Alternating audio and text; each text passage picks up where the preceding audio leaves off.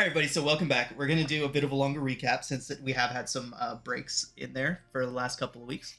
But over the last couple of sessions, you all had made your way to the Gripply village south of Candlekeep to help out your friend Jar of Pickles, who saw the plight of the Gripply village as one of the greatest catastrophes to ever hit the Sword Coast, as it did mean that there would be no more crab to eat for a lot of people. So, seeing this enormous tragedy unfolding, you all agreed to assist Pickles and his friend the Pond Mother, a Gripply priestess who informed you all that evil Yuan-Ti had taken over her village, um, senselessly destroying her people and feeding off of them while they searched for an ancient ruin that just happened to be in the vicinity. So you all arrived and made your way through the village, over the crab mazes, and into the temple that these Yuan-Ti were searching for. When you got there, you did battle with the evil Yuan-Ti priests that were there, but were unable to stop the creature that they had summoned from entering the world. Luckily for the world, you all were able to defeat this creature and prevent it from wreaking havoc across the Sword Coast. You're able to recover some pretty powerful objects from there, which the Gripply were more than happy to allow you to keep. A few serpentine-related items, I believe some armor and a weapon of some kind were recovered from that tomb. After this, the Gripply threw a party for you all. A very Ewok and Jedi style party where they not only blessed all of you with the ability to speak an extraordinarily rare language. In fact, it is sufficient to say that anywhere you go outside of that one specific Gripply village, without the use of any sort of magic, no one would really be able to understand that you were talking what you were saying to one another. So, after having this ritual, there was one last surprise for all of you, as the nature spirit that had been making itself known to you all a couple of times during your travels appeared in front of Uskar once more and seemed to draw out some sort of innate power that had been lying dormant within him, bringing it to the surface and unleashing his druidic potential. After this, flowers trailing behind Uskar as you all made your way back to Candlekeep aboard Pickle's vessel, you did make berth back at the Fortress Library, reported your findings, received your rewards for having done what you did with the Gripply, and then proceeded to make your way into the library and enjoy a much-needed bit of rest and relaxation. During this time, you all acquired some new gear, put your hard-earned social currency to work at Candlekeep by getting some upgrades to your armor, some new items that could help you out in your journeys, and finally going to meet with a pair of adventurers that you all have been hearing about, two members of the Fastidious Five were in Candlekeep. And while you had initially intended the encounter to be more of a confrontation, you all ended up getting along quite well with these individuals, at least the two that were present at the time in the library. After a long conversation with these two individuals, you all went about your separate ways once more, only to be drawn back together by news that Dennis, the furball gardener who had been accidentally impacted, quite literally, by the results of one of your first adventures together, he had taken the results of that adventure and began using them in interesting ways throughout the library, and wanted to show you his newest creation.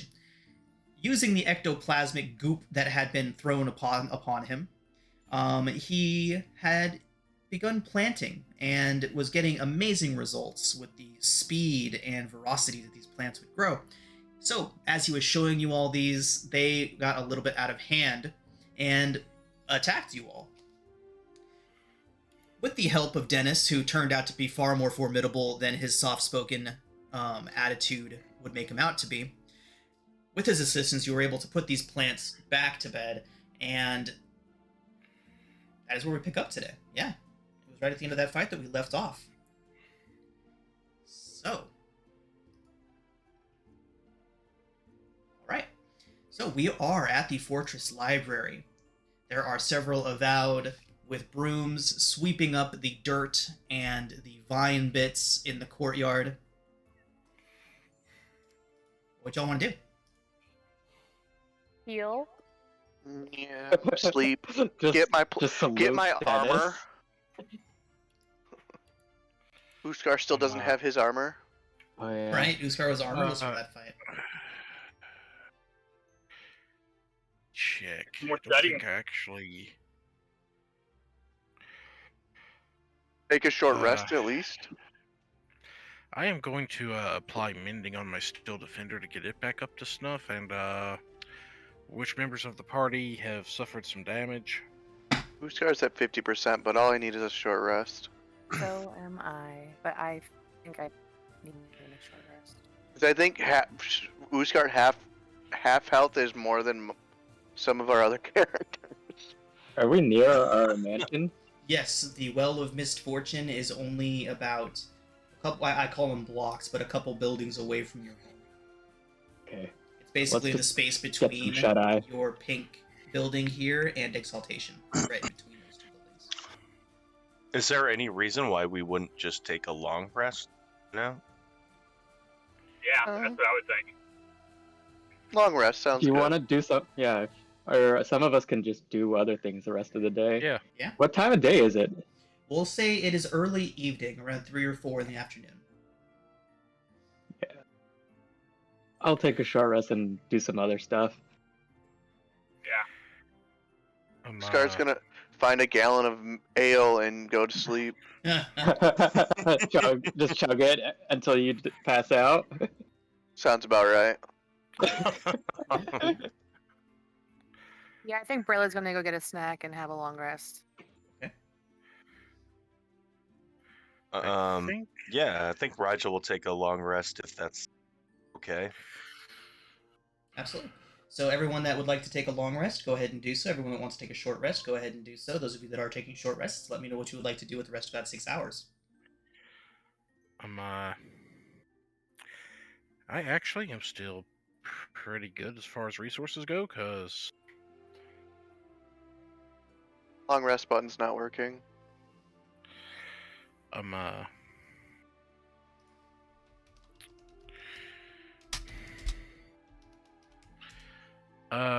Here's my question. Okay. On Brayla, our new paladin companion, does she currently have any magical-based weapons? I believe that was a pretty big focus of Oh, last no, session, yeah. was making sure Yeah. that I do everybody have had one. We should all have weapons. one. I do have one. Yeah, I have a +1 Yeah. warhammer. Okay. I Sorry. was not sure. Right, so your Yes. artificer slots can go towards instead of just +1 weapons, it can be towards more specific items. Okay, I can keep them sticking with the various enhanced defense things I have going. You can give me a magic rapier if you want. You should have one.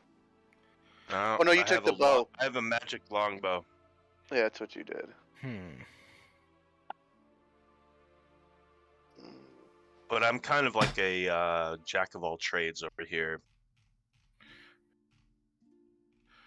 And you're primarily a dex-based fighter, correct? 100%. Okay. You too, babe. I mean, it's not essential, but it's. Oh no, I'm just you know, and it would be a nice to have. Yeah, I'm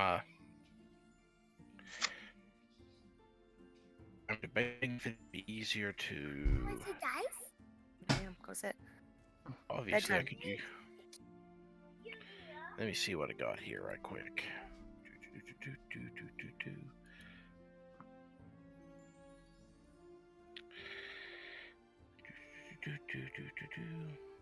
Okay, so while you all are figuring that out, who is not taking a long rest right now? Me. Okay. Alistair's doing a short rest and then finding some studying to do, probably. Cool. My question is, would I be able to requisition, like, materials for scroll scribing? Absolutely.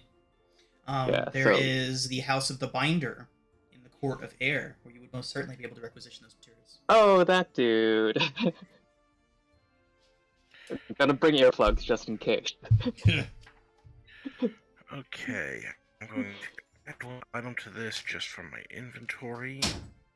Does anyone else have silvery barbs in their spell list? Nope. I don't know. Maybe when I get level 2. I don't know.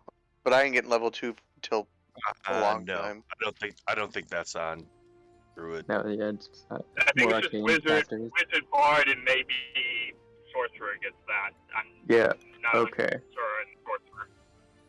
I think maybe creating a scroll of absorb elements might help the team out. I have that. I feel like this whole game should just be called Silvery Barbs. Because every campaign I'm in, it's just Silvery Barbs all the time. Instead of Dungeons and Okay. Dragons, it's silver and barbs. Yep, Silver and Okay. Barbs. Okay, okay, Rigel, I'm fixing to send something over for you. Did it pop up? Yeah, let me check. There we go. Is it a cake? Is it a cake? Is that a chimichanga? Slap that on top of your rapier. Why do I feel like you just put like sights on his rapier? Got a laser pointer on it. And actually, as a Gloomstalker, the bright and You dim only- light probably are not going to matter much for him. No, it's But a that lightsaber. But that Oh, possibility he turns to be into able a to Oh lightsaber. my blind him, god. Give me a fucking lightsaber, please. Yes.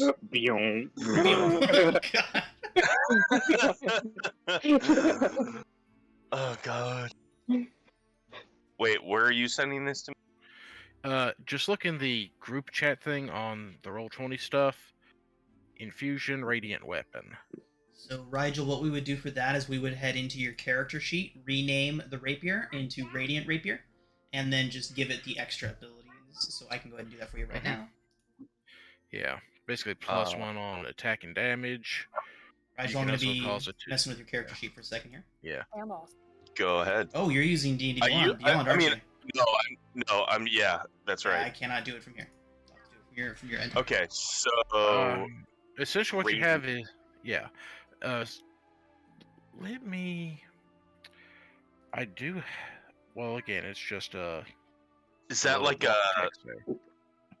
That's an artificer infusion. okay? Basically, Is I that a just weapon did- that's like in the I don't know, the cannon or something? Mechanically speaking, Oh. it's a +1 rapier. It's not in the just you compendium. You can't just also- drag and drop it. No. Ah, shit. Okay. The thing is you also have 4 charges where you can if you're hit by an attack, you can use one as a reaction to try to blind an attacker Nice, nice. Ooh, I love until it. the end of the attacker's next turn. Dope. I love this. Great. Blinding. So Here. basically, you can just drag a +1 rapier into your inventory, Yeah. and then we'll just have to Okay. remember that it has this 1d4 charges at dawn, and you can expend 1 charge to blind anyone within a certain distance of you. Yeah. As a reaction immediately after being hit by an attack, the wieldar can expend 1 charge and cause the attacker to be blinded until the end of the attacker's next turn. Cool. Unless they succeed on a con saving throw. Sick. Like if they have just a simple +1 weapon, but considering that one did a few extra things, I was like, I'm going to trade that out for something nicer. Right, right. Holy shit. I am. Yeah, that's awesome. The reason I'm not using it is because I had that serpent. I had that serpent's fang sword that I picked Right. up, Yeah. and it does better damage than that. And I'll take it. okay, so that's where one of my Dude. infusions is at. So Dude, thank you. That's amazing. That's awesome. it also gives a little bit of a tool set one's not going to expect a Gloomstalker Ranger to have. I mean, here's Gloomstalker with these blinding lights. I love that as like a thematic, you know what I mean? Like I come out of the like shadows and blind you, you know, stab you in the eyes. It's good. It's good. Really good. And Stark contrast. So you're creating spell scrolls. Yes. Okay. How are you doing on coin at the moment? Here's the thing. That's why I asked. Is I don't have much. Okay. I So, only have generally 100. speaking, boss. it is 50 gold per level of spell to have a spell scroll of that spell created. However, if you're willing to take the materials and do the work yourself, then all you have to do is pay for the materials. So, since you all are a bit low on cash, Adso, if you want to use your 8 hours of downtime to craft some scrolls for the House of the Binder, basically for every scroll you spend time crafting for them, you can craft one for yourself without having to spend the materials. Oh yes, I will do that.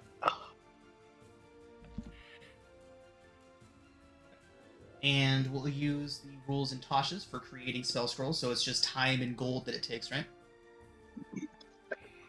So in your case, just I have. time. Yeah, just time. Which we've got plenty of.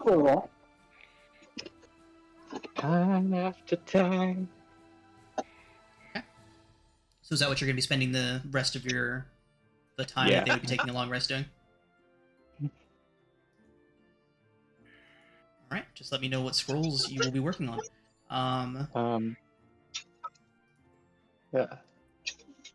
So, We'll just so assume how that many whatever you hours? make for yourself, you've also made a duplicate for them. Okay. So, how many hours does it take to make a scroll? Let's find out. Is it Xanathar's or Tasha's? I think it's Xanathar's. It's Xanathar. Time activities.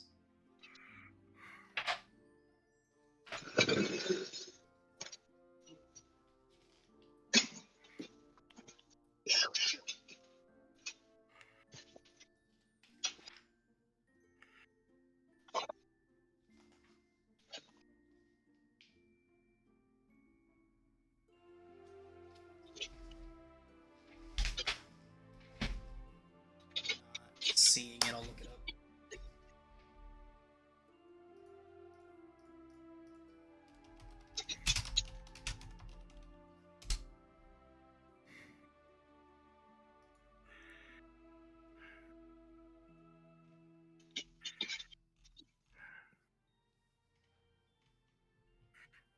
Okay. Is it crafting an item? Oh, it's crafting a spell scroll. Here it is. It does take several days, it looks like, to do. It takes a whole day to do one. One first level spell. Okay. All right. Well, So- luckily, you all do have some time. You all can count on at least a 10-day of downtime right now to do with what you will. Woohoo! Okay. Okay.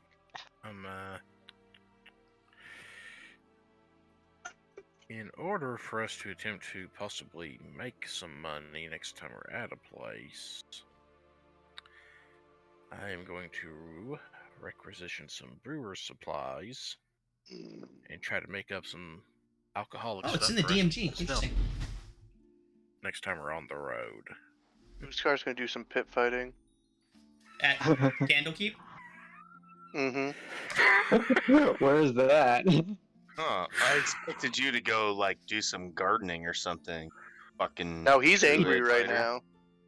He doesn't Well, want to thing be a is, druid. Honestly, that might be tougher than one would anticipate doing cage fighting in Candlekeep due to the fact that aren't the priest and priestesses of, oh god, what is it? The god of writing. No, it starts with an O. Ogma. Yeah, aren't they all wrestlers? Yep. Even better.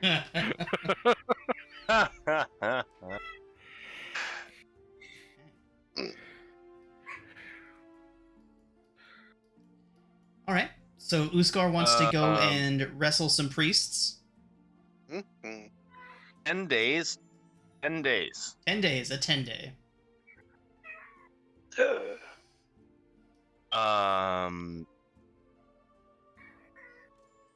And Rigel, I think, like, is trying to. He's like reconnecting with his former self. and he's like, "Oh, a skateboard. That's right." He's learning new tricks, doing kickflips again. Nice. I don't know. I'm stupid. It seems like something like Rigel would like try to do. Yeah, I mean, he's gone a long time without being able to, so kind of reconnecting to his former Yeah, self. yeah. Okay, so since it's known now that everyone has a 10-day of downtime, let's go ahead and just go down the list here and see what you all want to do with that downtime. So, Uskar, we'll come back Yeah. to you since you want to do some wrestling. Mm-hmm. Brayla, what would you be doing with your downtime? Is there anything specific you'd be researching? Anything you'd be Yes, looking into? Activities you'd be taking? Brayla would be looking into books on heraldry and the different noble families in Faerun, or on the Sword Coast, I guess I should say. Okay.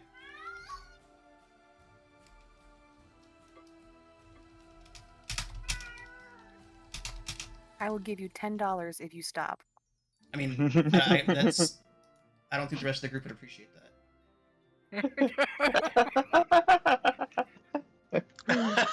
Bribes are a thing, huh?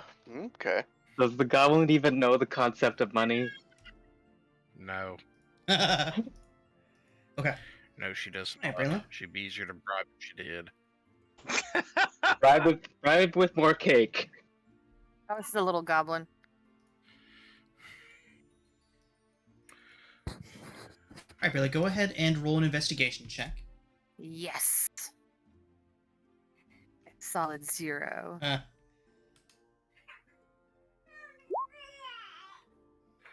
I can read. Yes, you can. Okay. All right, Brayla. So with your new access to Exaltation and the more secured portions of the library, you're able to find sections here that very much do obviously deal with the different families and leading back with them for quite some time. But with a 10, you're not able to find anything too specific. Womp womp. Yeah. Swamp indeed. You're weeding out what books it's not in. But you have found the section that you want, so you'll be able to find this again and try again at a later date. Since you do have a 10-day, we'll swing back around and give you another opportunity. We'll say come back in a few days and see what you can find. But for now, let's go ahead and move on to Rigel. Anything else that you're doing? Anything specific that you're looking into with your time here in the library? Ah, crap. I was not prepared for this.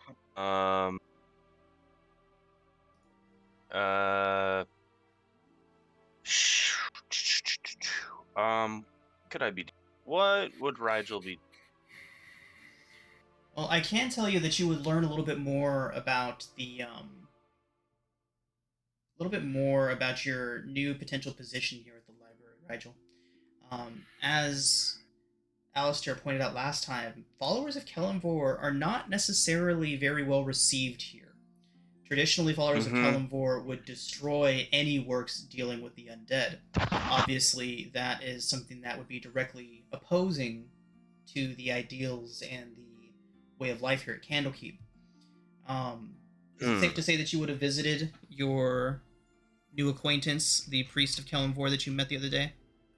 Yeah, I mean, I visited him that one time. I would assume that Rigel would be kind of like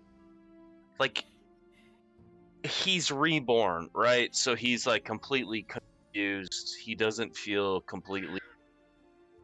I would imagine that he doesn't feel completely alive, even. You know what I mean? Like he's so confused as to why he's back. I mean, he was like a kid that died, and now he's back. New thing. So I think that he would be kind of looking for answers in a way. Shit, I don't know. Okay. Maybe he's probably like lurking around the temple or talking to that dude at the temple that he spoke to last time. Trying to fucking figure out what his, I don't Okay. know, Well- if there's some sort of greater mission he's got. Okay. Well, for now, all I would really relate to you is that to kind of keep a low profile when it comes to your chosen status by Kellenvor, as you are a cleric of his now.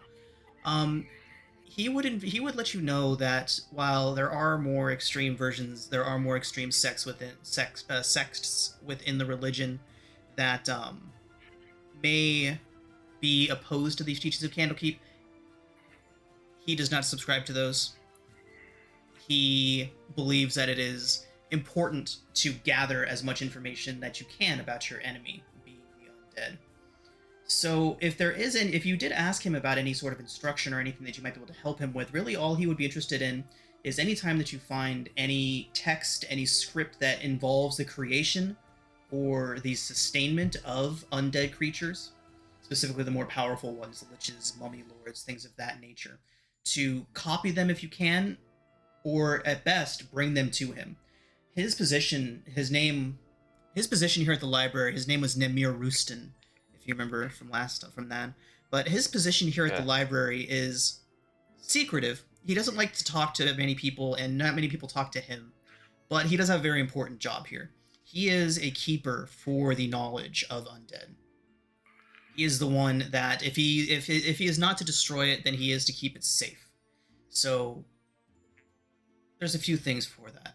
He would be the one that you would speak to if you had questions about these types of undead creatures, and of course, he would be the one that you would take anything of that nature that you found to. Okay. Can I there was also, before I died, there was a group that I was kind of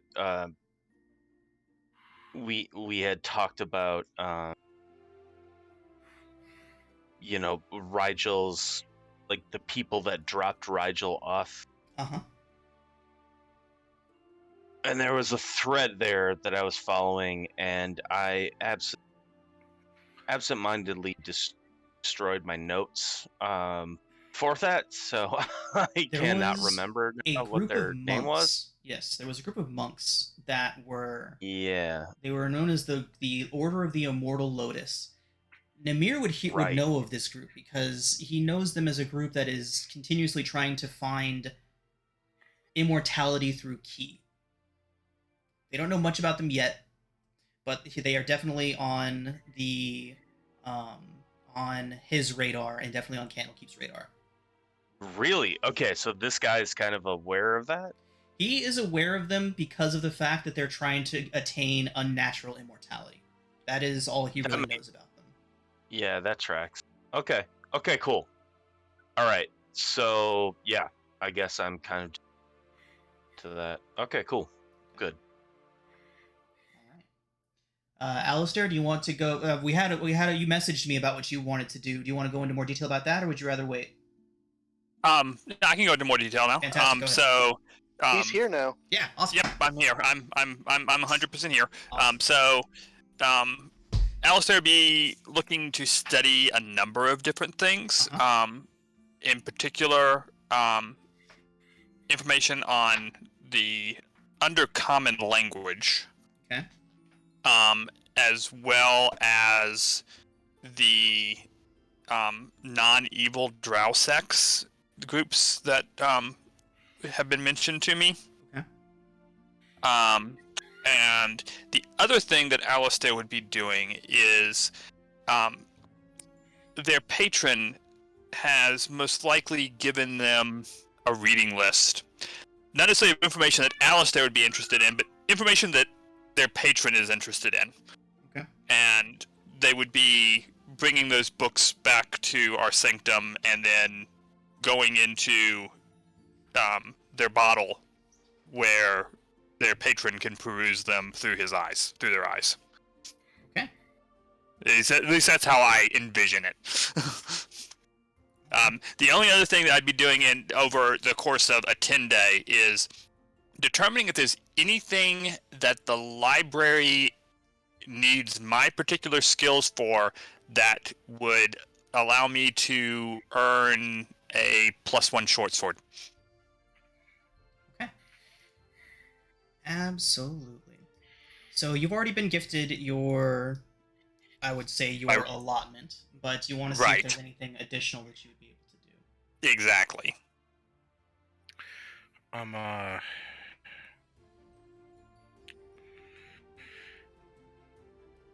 Okay. If it would help, considering that Serpent's Fang sword qualifies as magical, I don't necessarily mind trading in that +1 Morning Star I have if they'd be willing to trade across for a short sword for you. Okay. Just so you know, before you agree to that, I'm actually not getting it for me. I'm getting it for Toot Toot. I know. Okay. Right. So if you want to go about doing it that way, that would certainly be agreeable. Awesome. Let me just take that off of the character sheet here. The only other thing that Alistair would be doing during that time is Alistair would be collecting cushions. Nice. Lots of pillows and cushions, maybe a couch. For when we can go in. What? For your some bottle? lumber to build a few platforms and some stairs. Actually, he didn't need stairs. So just some platforms and stuff. All of that's going in his little bottle. Nice. You need a contractor. God, the urge. Can't to take a shake that contractor in crap. yet. Like a interior designer. It'll be He's one Toot of Toot and I. Okay. All right, so let's reference Are you sure this is a genie code? let's reference Xanathar's downtime on learning a new language. As always, we'll expedite what's in here to get it moving faster. But let's go ahead and check What out language are you trying to learn? Undercommon. Oh, okay.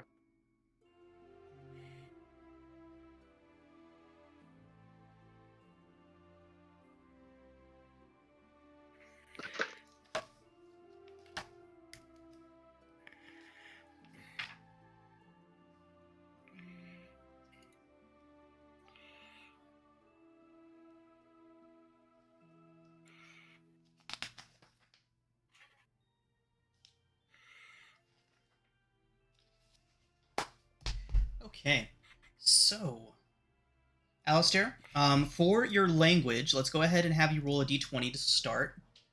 Intelligence, investigation. Intelligence.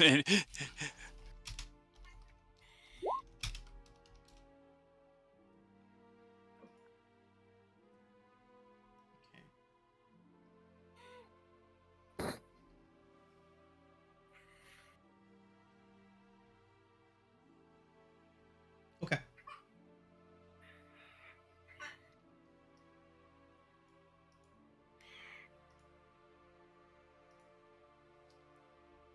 Hello? Yes, sorry.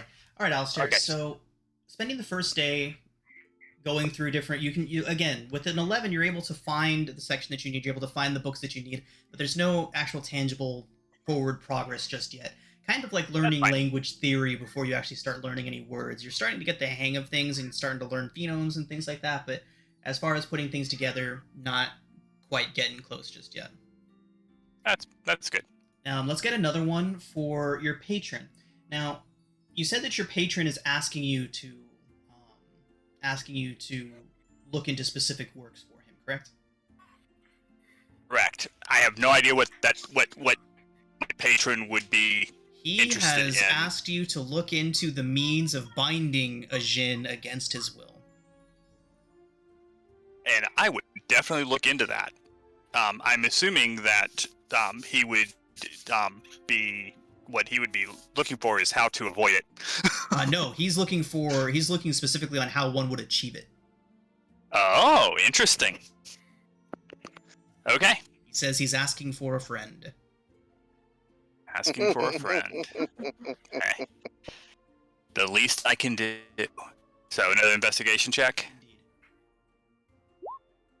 Okay. All right. Take a note down someplace of 1 success on that path of research. And let me know the next time you want to take another shot at it. Okay. Thank you very much. No problem. So again, able to find the section, able to find some very specific tomes. Make one more investigation check on top of that to see if you can notice the trend. Or let's call this an insight check. To see if you can notice the trend between the books that you're picking up. Or potential trends. Okay. With a 15, you can tell that there are a few different authors that are very specific in this field. You have a pretty wide variety of books, a pretty wide variety of titles. You feel pretty confident that the books that you have picked up will help your patron figure out, at least help him figure out what he's trying to figure out. Awesome. Thank you. Okay. Who's up next? That is going to be Nathaniel. What are you up to? Well, to attempt to counter the lack of gold stuff, and due to the fact we tend to be in various towns and things, I am going to attempt to supplement our income somewhat by utilizing my brewer's supplies. Nice. Awesome. Okay. Okay, you're good, Alistair.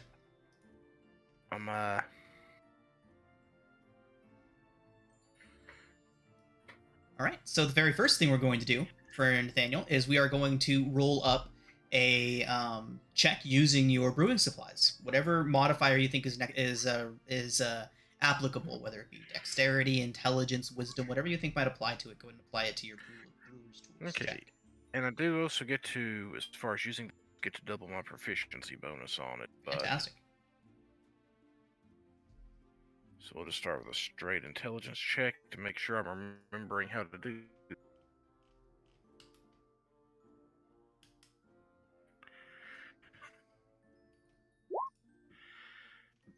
Okay. So, why don't you go ahead and describe the brew you've made to us, Nathaniel? It is certainly above average. It is well created. It will certainly sell decently. He's kind of thinking back to when he was training and using some of the smithing tools under some dwarven craftsmen, some of the beverages and brews that they made in their halls. Nice. And is doing his best to recreate that.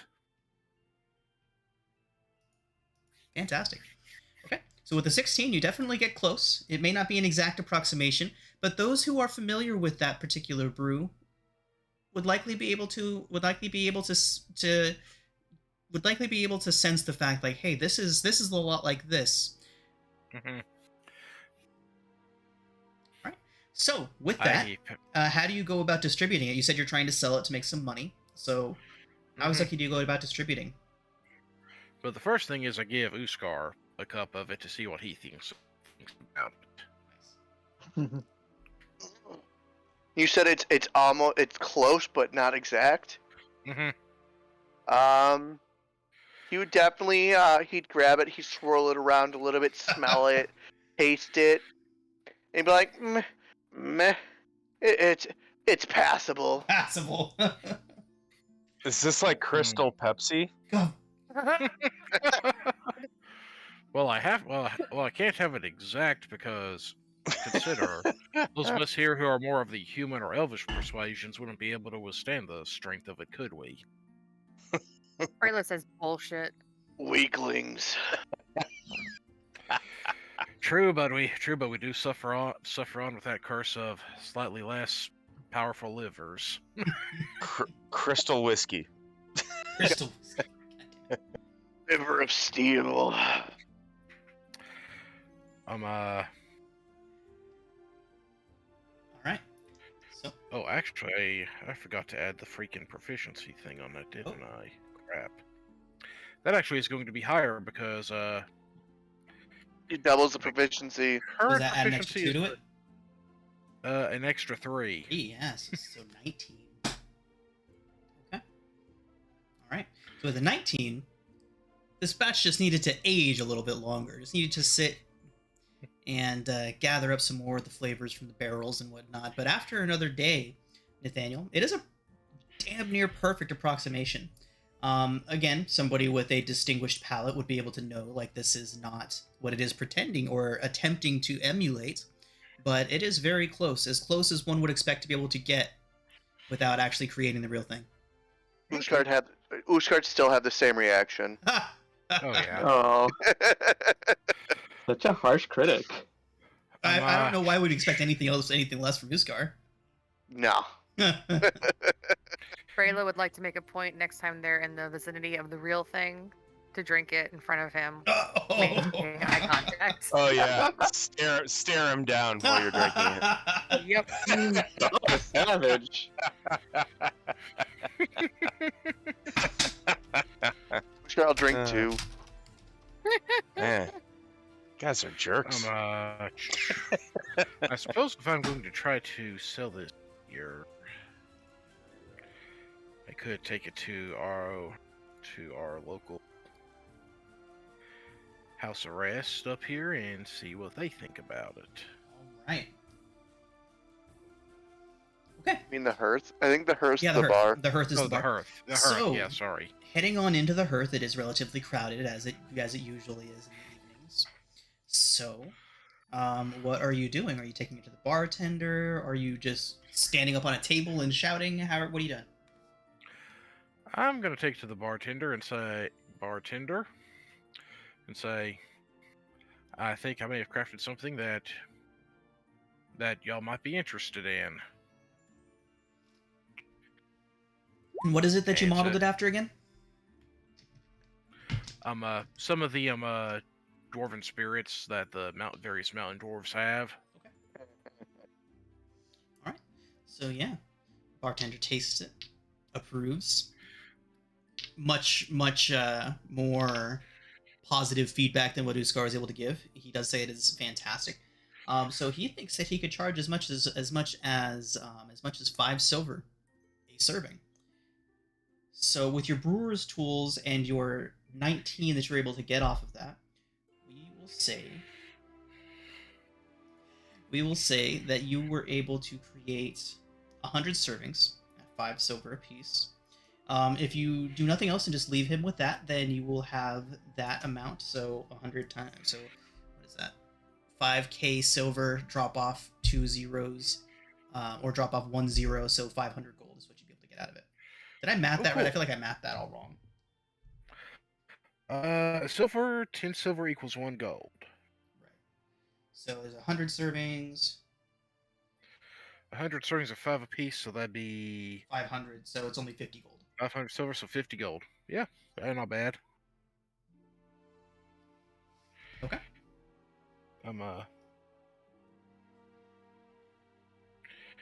Considering standard bar fare is only a single silver per serving, that's pretty good. Oh yeah, Oh, that's a yeah. nice markup. Oh yeah. And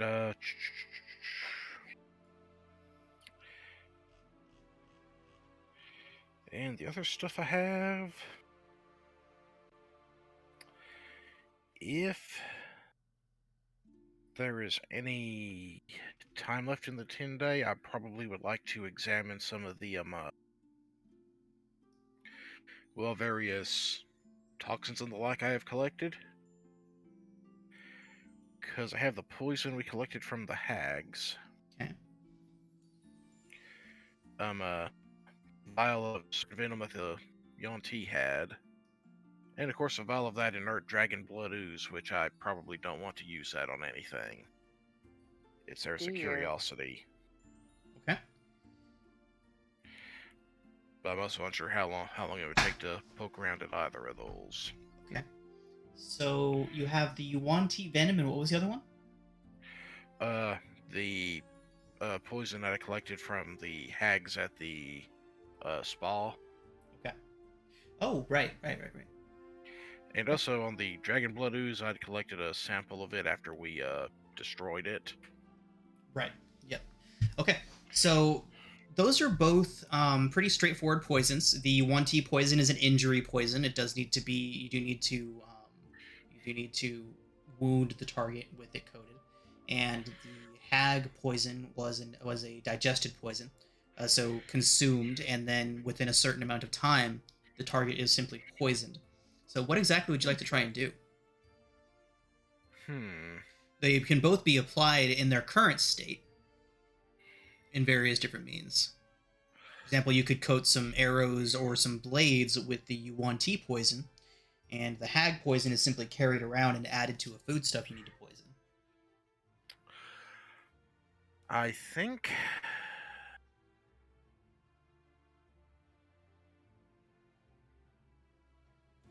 As far as out of character goes, what I think my character would like to do is attempt to devise for the Wanty poison. Okay. Try to devise a delivery system in both the arrow for a drawn bow like Rigel's and for a crossbow like he uses. Okay, so if your only goal is to poison those arrows, you can do that without any sort of checks or anything like that. Did we specify a number of doses that was available in the yuan-ti poison? I don't believe we did. We'll go with 10 doses.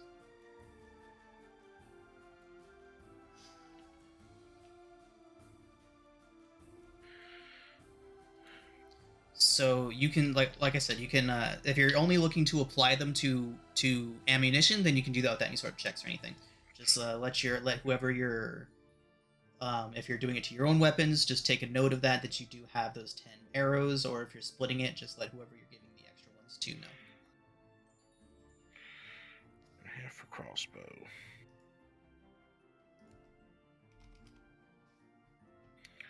Okay, I do know that Rigel has a long, but well, actually, I might do something just a little bit different. So those I'm gonna yuan-ti do poison 3. arrows just add a flat 2d6 poison damage to every piece of ammunition that's attached to. Actually, I'm going to say 3 for crossbow, and I'm going to give 2 doses of this to Uskar to coat his hand axes with. Okay. Ooh, what am I getting? Oh my. 2 vials of poison to apply to your hand axes. That'll deal an additional 2d6 poison damage if you attack with them for the first hit. All right, everyone. So take note of this. Once it is applied to a weapon, the poison remains active on that weapon for 1 hour. So it's something that you'll need to do. It'll take an action to apply. It'll something that you should be doing ahead of combat when you know you're going to be getting into a fight. So an action to apply it. If you use a... Sorry, Did you say 1d6 or 2d6? 2d6 poison damage. Damn. Yeah, it's That's good. nice. Not bad. It's the exact poison that you want to reason. So Nice. if you do it as an action, you do also have to make a dexterity sleight of hand throw. A fail will result in your own poisoning. If you want to do it before combat and just take the time to spend a full minute doing it, there's no check necessary. But it's a nice option to have if we know we're going into a great situation. Right. So I have enough to apply 2 doses, you said? 2 doses, correct. Yep. Perfect. I'm writing in my notes so I don't forget, sorry. I figure you got a pair of hand axes, suddenly they're doing 3d6 per hit. Total. That'd be amazing. 1d6 for the regular hit and 2d6 for the poison, so Badass. and I'm giving 5 of them to Rigel since he does have some longer range options. Oh, I get some too? Yep. Yeah, and I'm going to does Brayla have any long range attack options? Javelins. Is she the sort to apply poison, or would she just? She's Just to more clarify, of a everyone, once the smash. weapon is used, the poison is no longer active on that weapon. Yeah. Get some. So you can apply it and it will stay on for 1 hour, but once you use the weapon or the piece of ammunition, the poison is considered used. Yeah. Okay, so how much did Rigel get? I just wanted 5 doses. 5 doses. Okay. Code 5 Got pieces of ammunition. Okay, cool. Cool. Thank you, sir. All right. You're welcome. Anything else? You're for just Nathaniel? hooking me up today. And last but not least, Adso, what are you doing with your 10 days of downtime? Are you spending the entire time copying scrolls, or would you want to do some research and other stuff too?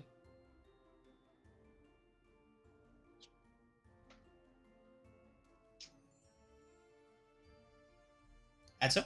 Ooh, is there comment breaking up for everyone else? He is a little bit. Sorry. Every Yeah, once in a good for while, me. but Looks like my connection's good. 50. Yeah, No, I'm getting I'm great good. ping. Huh. Okay, might be my end. But anyways, first things first is I want to research T-Rexes. Nice. Okay. So there is a Yeah. vast section on zoology.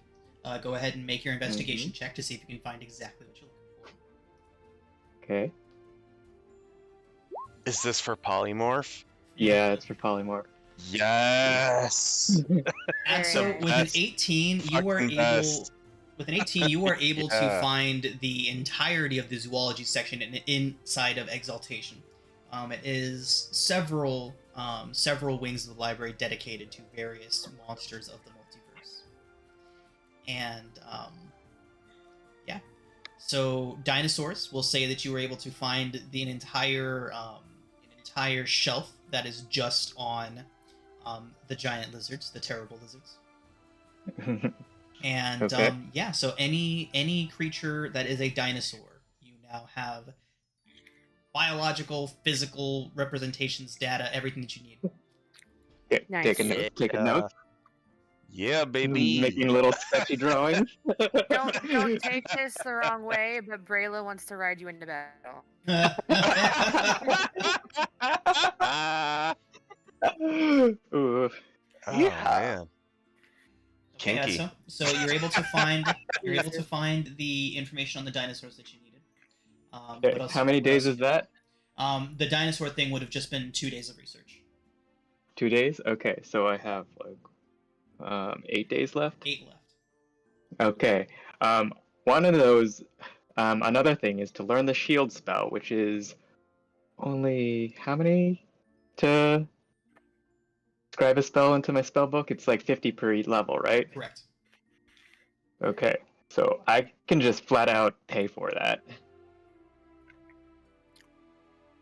So does that take any time away from So it takes, if you want to do it for free, then it would take 2 days and just no gold. But if you want to do it if you want to spend the gold and just do it, just the 50 gold.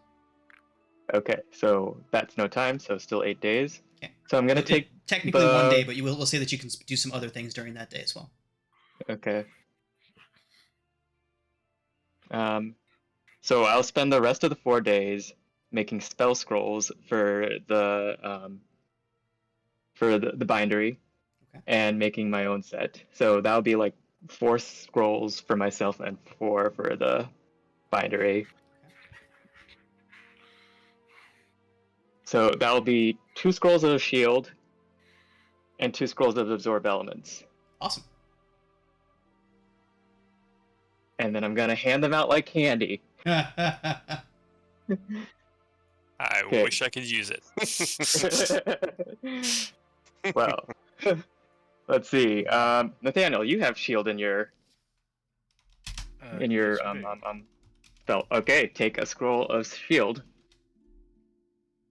Why, thank you very much. Yeah. And then, does anyone else have shield in their spell list? I might. I don't know. Negatory. Think so? Let me look. Wizards, sorcerers, and certain. I don't think paladins get it, do they?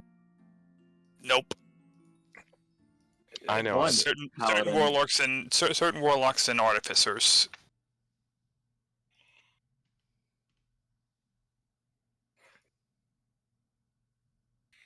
Okay. Well, I have 2 spell scrolls of absorb elements, and I know that's on the druid spell list. Yes, sir. So, MK and Zypher, or I guess Uskar and Rigel, take 1 scroll each. Hey, that'll save me Okay. from using this spell slot. Yeah. Awesome. Thank you, sir. And if no one else is gonna take I have the last absorbed- scroll. I do also have absorb elements. I just don't have it paired. Yeah, but I mean, it's you on can your use spell the list, so you scroll, can- but Yeah, Yeah, you can use it. but But also since you I already got have- shield. Yeah, I already have shield. And honestly, if I know we're going to go into a spot where I'll need that, I will prepare the spell, kind of like how I did against the Black Dragon. So, Yeah. Okay. And I guess I'll keep the spell scroll of shield for myself. does not hurt. Fishy wizard boy, keep it. And that is my 10 day. Okay. So, Yay. no other research that you want to do or anything like that? No other looking into things? I guess if I have time, look into that desert place. Okay. Where Go ahead. where Honor rock, yeah. yes. Go Where ahead the and roll an Netherese city investigation is check for there. that. Okay. Oof. 15. I'm gonna do it again. Okay. Yeah. A coronal shift. Come on, share. Come on, share.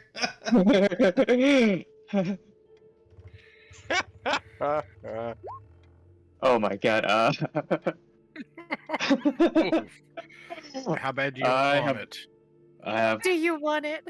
I have one more coronal shift for the. Dudes, you gotta sing it this time. Okay. Fuck it, turn back time. Do it again. Yes! Yes!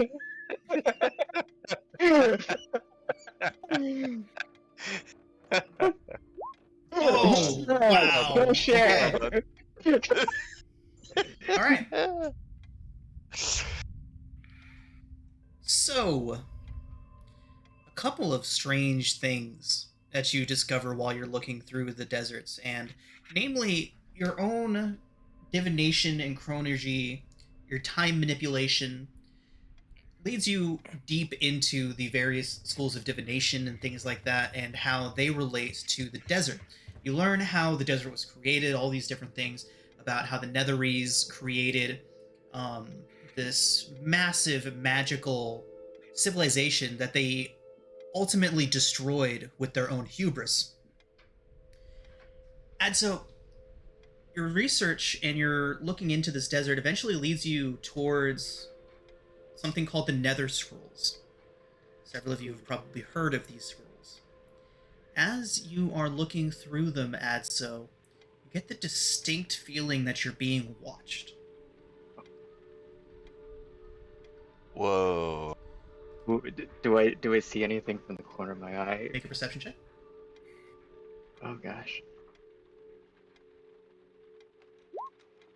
And so as Yeah. you reel with that feeling, the pins on the back of your neck seeming to rise, the hairs, and you whip around just in time to see what looks like a woman standing behind you. The image immediately vanishes and shimmers away to the point where you're not even sure if you really saw it or not. But one thing that sticks in your head is the third eye emblazoned above her onto her forehead. Is it like tattooed? It is.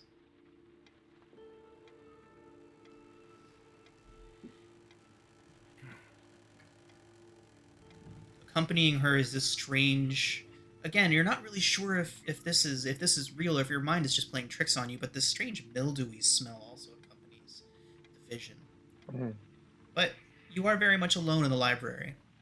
Several empty tables around you. Every now and then you hear a soft cough from somewhere else in the stacks.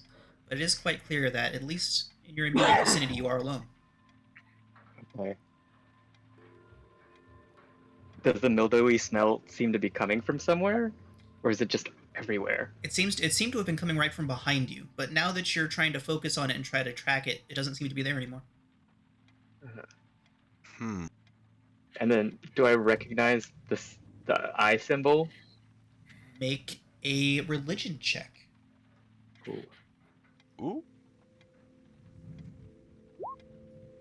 You recognize it as the symbol of Sovereign, the goddess of divination. Cool. Okay. Huh. Interesting. Okay. Do I know any do I know of any like avowed or people in Candlekeep that worship them or do research on them? Yeah, divination is most definitely a common source of study here in the library. Let me take a look through if there is a great reader that is specifically interested in that.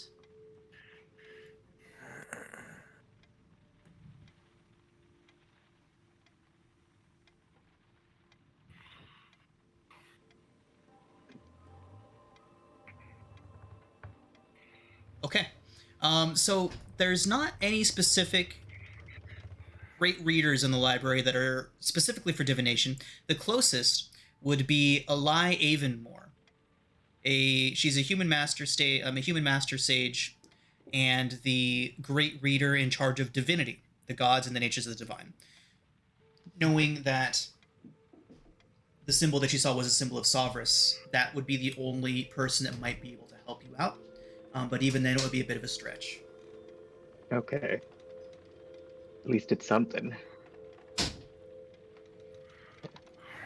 So, anything else on the Nether Scrolls that I found out? As far as What the are Nether they? Scrolls, they were they're the exact you find the words, you find the references to them, Adso, but as you're trying to find out more about them, even with your 26, you find that you're running into walls. It seems like the information and the knowledge of these items, these scrolls, is being intentionally hidden, intentionally locked away. You would recognize this as the steps that the Avowed would take to protect especially dangerous artifacts. Okay. Huh. And would Eli be someone that would be able to help me obtain this? Obtain the Well, what's the as word? far Jurisdiction? as magic items go, for since your understanding of the Nether Scrolls as of now is that they are a magic item, a very powerful and dangerous one. There is a great reader in the library who you all have met and interacted with, who is specifically in charge of magic items. Is it a wait? Who is it again? Flattergast. Oh, Flattergas. Okay. So, Adso, as you begin to make your way out of the library, these events weighing heavily on you, making your way through the maze and the labyrinth of stacks that you are relatively accustomed to navigating through at this point. It's not necessarily difficult, you're at no risk of becoming lost. But as you make your way through this portion of the library, the air around you as you pass right between a pair of stacks, again, you've passed by this multiple times without any sort of incident, but the air around you suddenly grows chill. And as it does, a book falls off the shelf and lands on the floor directly behind you. I'm gonna look behind me. A cloud of vapor begins to shimmer along the nearby shelves, growing thicker and thicker around this nondescript leather-bound book that has fallen to the ground behind you that you are now looking down at. As you're looking down at it, the I'm mist suddenly coalesces into the vague form of a young woman. A translucent spirit wearing a servant's uniform and bearing the symbol of a tree outlined by a rising sun at her shoulder. The figure weeps aloud, tears running down her cheeks. She opens her mouth to speak, which reveals that her tongue is gone. Moaning in anguish, she reaches oh, out towards you, and just before she touches you, the mist shreds away into nothing, and the spirit fades. I am gonna just take the book and book it. All right. This is the book that Adso now Book it, dashes book awake it club. carrying. Yeah. I'm booking it with the book. And as Adso runs away from the spirit, carrying this book, we're going to go ahead and take our break. All right, everybody. So we are back. Several days worth of research, discoveries, Adso being haunted, various things of that nature, lead us all to the final day of your downtime. The final day that you all have been allotted to go about your own businesses before Candlekeep decides to call you up for service once more. It just so happens to also be the day that the Ogmites, put on their bi-monthly wrestling tournament. As the priests and clerics and monks of Ogma are renowned for their physical prowess, while they are considered bookish, it is a wonderful contrast that they like to paint that they are also expert fighters. People come from all around Candlekeep to witness this event and test their own mettle against the clerics and monks of Ogma. As you all arrive at the hearth, the center of it is completely cleared out, made available for this event. And you can see that there is quite the crowd gathered here today to witness this event. And as you all walk in, a particularly large, standing at about 6'3" human man, bare-chested, wearing the lower portions of the vestments of Ogma. You walk in just in time to see him literally lift someone up over his head and hurl him into the crowd. People chanting and going wild over this individual. And you hear them chanting the name Gobbin, Gobbin, Gobbin, over and over again. As this happens, Gobbin, Gaben. He's a cleric of Ogma and somebody that you have probably seen wandering about the premises from time to time. He wears larger robes, so his enormous size is relatively covered most of the time. But He's a cleric? he is a cleric. A very large cleric. Human still. Sorry? Uskar, Humanoid. Human. fuck him up. Fuck him up, bro. Let's Take go. him out by the knees.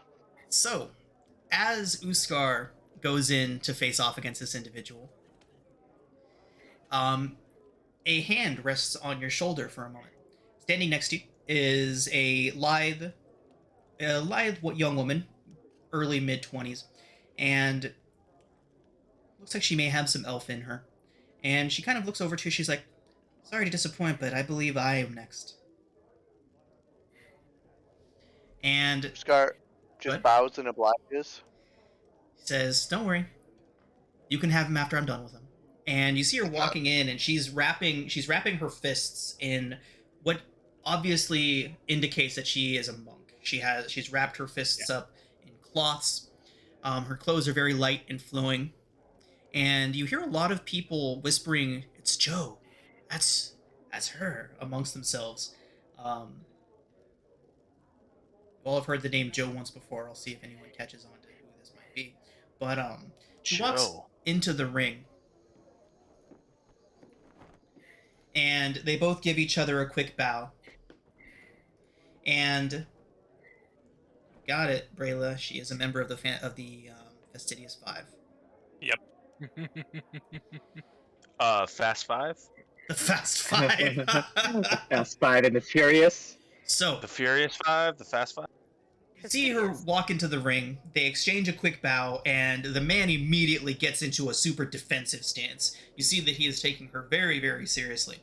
And faster than most eyes can register, you see him begin to just absolutely start throwing out blows, reaching, trying to grapple, and Joe just very, very expertly is evading for most of these until suddenly she lashes out, and you see 3 quick blows land, and the mountain of the man, Gobbin, goes still for a moment. And you see that he can't move. You see his eyes darting back and forth. And Joe takes a step back and gives him a quick bow and walks up and places a hand up on his shoulder and touches a couple pressure points, and he slumps down to the ground, almost falling to his knees. And everyone erupts in clapping. Nice. Gobbin is Nice. defeated. Hell yeah. Good luck, Uskar. Yeah, Yeah, I was gonna exactly. Get her, bro. Brayla says she's clearly a worthy foe. Good luck. Uskar himself thinks, "Oh, I've got this," but me, I'm like, "Oh no." Uskar. You see Uskar standing there, he's like cracking his neck and like rolling his shoulders and stuff. Like, no, that's nothing. You're fucked, bro. Oh yeah, oh yeah, oh yeah. Okay. That's a Go. oofta right there. Go for her knees. Oh yeah, ankles. Right. So, Uskar, stepping into the ring. Obviously, there is no armor allowed in this wrestling tournament. Mm-hmm. Oh, Stepping no. into the ring, preparing yourself. She stands across from you. Describe Uskar's rippling muscles.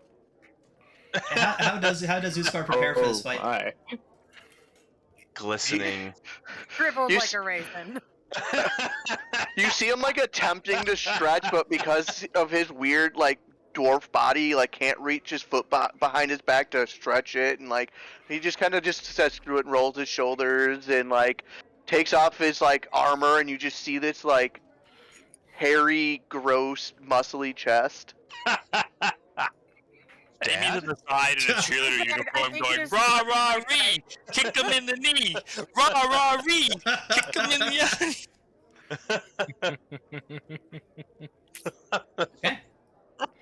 So, This is why we can't have nice things. Uskar, as you two Yeah. face off, Joe gives you a quick nod. She's got a smile, and she's like, I think I've heard of you. Takes a step back and gets into her fighting stance. Scar would definitely put his hands up in like a ready to fight stance as well. Be like, you may have heard me, but I don't know who the hell you are. So Like, fair. You'll remember soon enough. And she lunges at you. Go ahead and make an athletics check, Uskar. oh shit!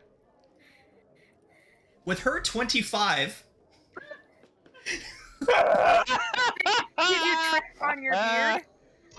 Oh, you're fucked, dude. So she lunges and feints quickly to the left, Uskar, and gets around behind you and flips you once over onto your stomach. Takes a step back, and she's like, huh, that would be a little harder. He just kind of looks at him, not done, and kind of like gets up all wobbly. Okay, so what exactly you do?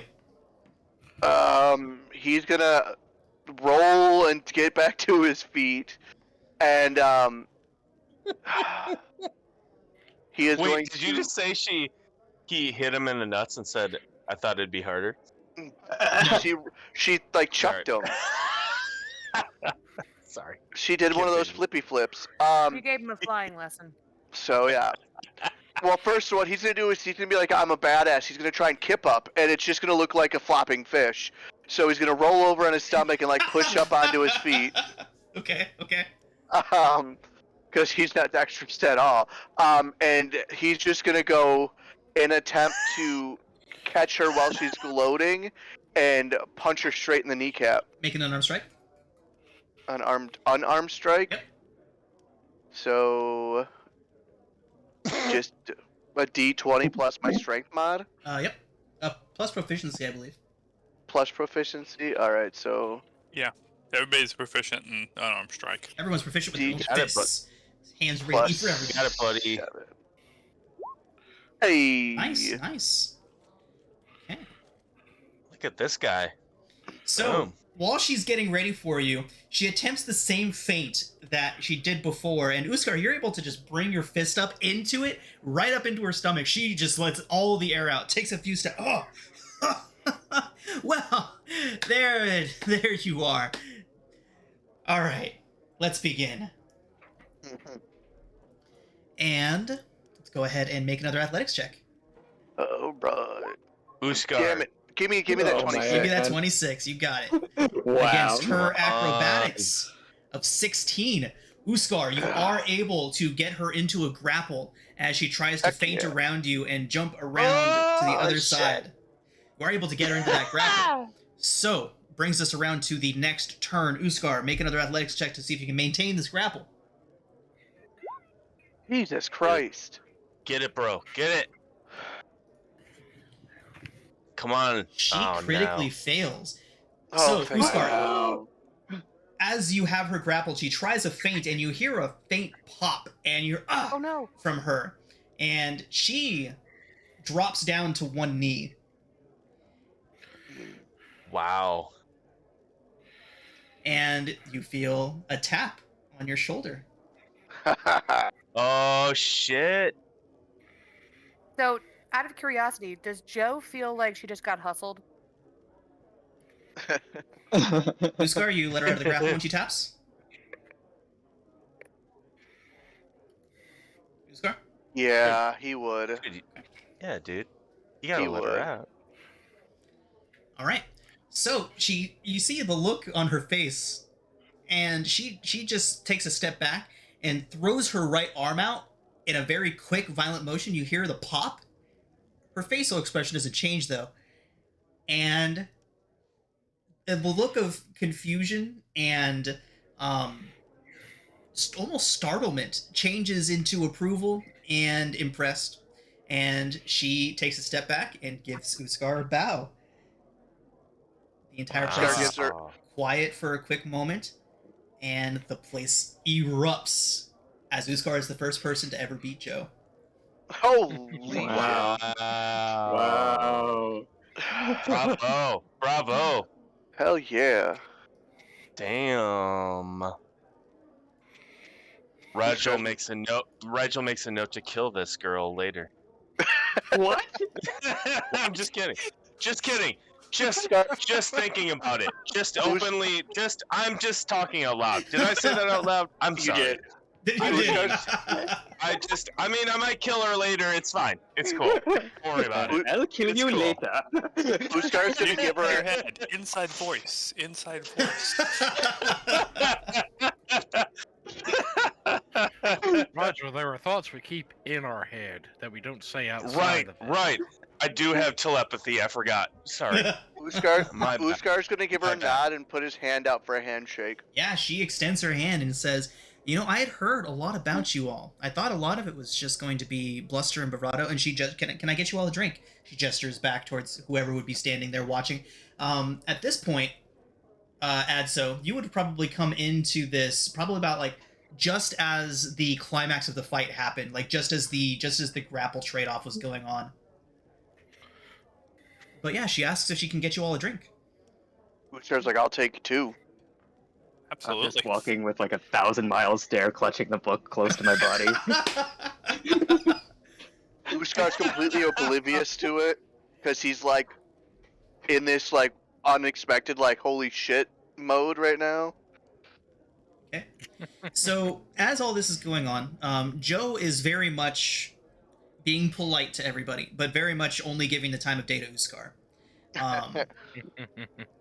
So she asks about your exploits, tells you all about what she's been up to for the past while. She also just got back from a Neverwinter, a delve into the Underdark there. Uskar give her the abridged version of what they've been going through. So she eventually looks over towards Adso. She says, "Is your friend okay? I'm still like He seems a bit catatonic. twitchy." It's like Yeah, he's a weird one. I'll just look there and just kind of turn my head slowly to the Damn group and just be wizards. like, I think I saw a ghost. And that's We'll my talk about cue. it. She gets up. She's like, "Hopefully we can work together sometime in the future, but until then, Uskar, it was a pleasure. I'll have to kick your ass some other day." Bring it on.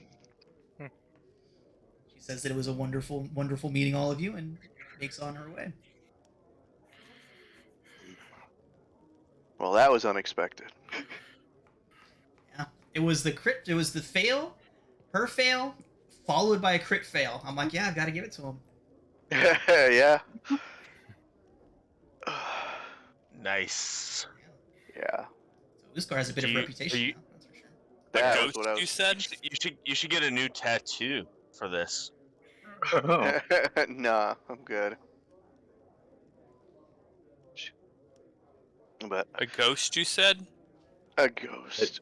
I just like sheepishly laid down the book in the middle of the table. Yes, this book just like flipped over a shelf as I was studying, and I saw it, just like that apparition of a young woman, and Ooh. she reached out to me and then disappeared. And I just had to book it after that. Have you? Uskar would absentmindedly grab the book and just start flipping through it. Oh my god, I haven't opened it yet. Is it openable? has. It looks like it has a clasp on it. It's He would openable. attempt to. It's not locked. Okay. I'm just gonna scooch away. Just like, okay. Yeah, nothing happens. So, Uskar, as you open the book, the title appears to be handwritten on the first page, and it's clear that all of the pages in this book were once blank, but only a handful of the pages at the end of the book still remain so. That's what you would get as you're flipping through it. You would see that the handwriting starts off very crude. At the beginning of it, the title is written very elegantly. I love Blue Jay. I mean, oh, I forgot her name. I've seen her on so many different things. Cypher, the person who you just posted. Oh, I'll get back to that. But sorry, I got distracted. Squirrel. But so you can tell that the writing starts off very crude. The title in the front is written in a very elegant, flowing script. Obviously, somebody that is practiced in calligraphy wrote the title. But in the inside of it, it starts off very crude and eventually becomes more and more legible, more elegant, hinting that it was produced by a person that was in the process of learning how to write, who then practiced it doing so by keeping this diary. That's what you would get by flipping through it. Are there any passages of note that we see? So if you spend some more time looking through it and reading the pages and whatnot, the book appears to be a first-hand account written by a young woman, Sarah, who describes herself as a servant in a manor at Waterdeep, a manor that was in the possession of a Lord Vialis Yellowcrest and Lady Maria Yellowcrest. Do I know that name? Make a history check. You do, in fact, know that name. Furthermore, Alistair, you know Wow. that. Attaboy. Get it. So you do recognize the name Yellowcrest, and furthermore, you remember having heard quite recently, within the past several weeks, of quite a heinous murder happening at the Yellowcrest Manor. Oh. A series of murders, to Murder? be more exact. Oh. Murder Murders? mystery. Moida? Did you say Moida? I did. Oh gosh. We were just talking about murder. Moida?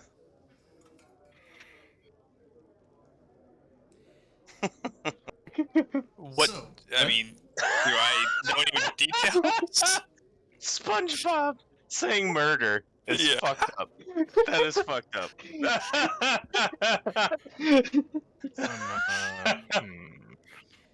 So, Alistair, the only things that you can remember are that there was in fact a murder that took place at Yellowcrest Manor, and that the husband, Lord Vialis, was the only survivor, having been out of the manor when the crime occurred. That's all that you know for now. Okay. How long So ago was this? it sounds like that these are one of the Several weeks ago. myriad noble houses of Waterdeep. Right. Uskar's So- perking up at the idea of an investigation.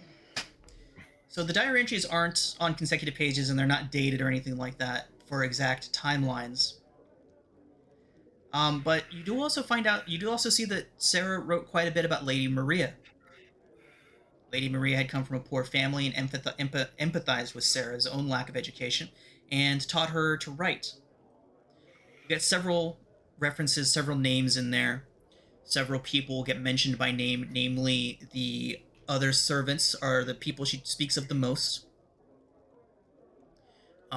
She speaks of a person named Pohim, Jorser, Annaline, different servants' names, and then the last servant she says was the newest arrival, and that particular servant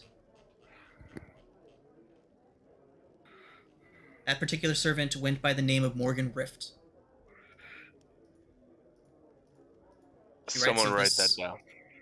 Okay, so we got Vialis, we got Morgan. Uskar would Morgan recognize Rift? this name, Morgan Rift. Who Who would? would recognize it? Uskar would. Would I? Uskar. Wow. It would at least Why? draw some sort of memory. I believe you. Uskar, do tell. Who is this person? I'm looking. Hold on.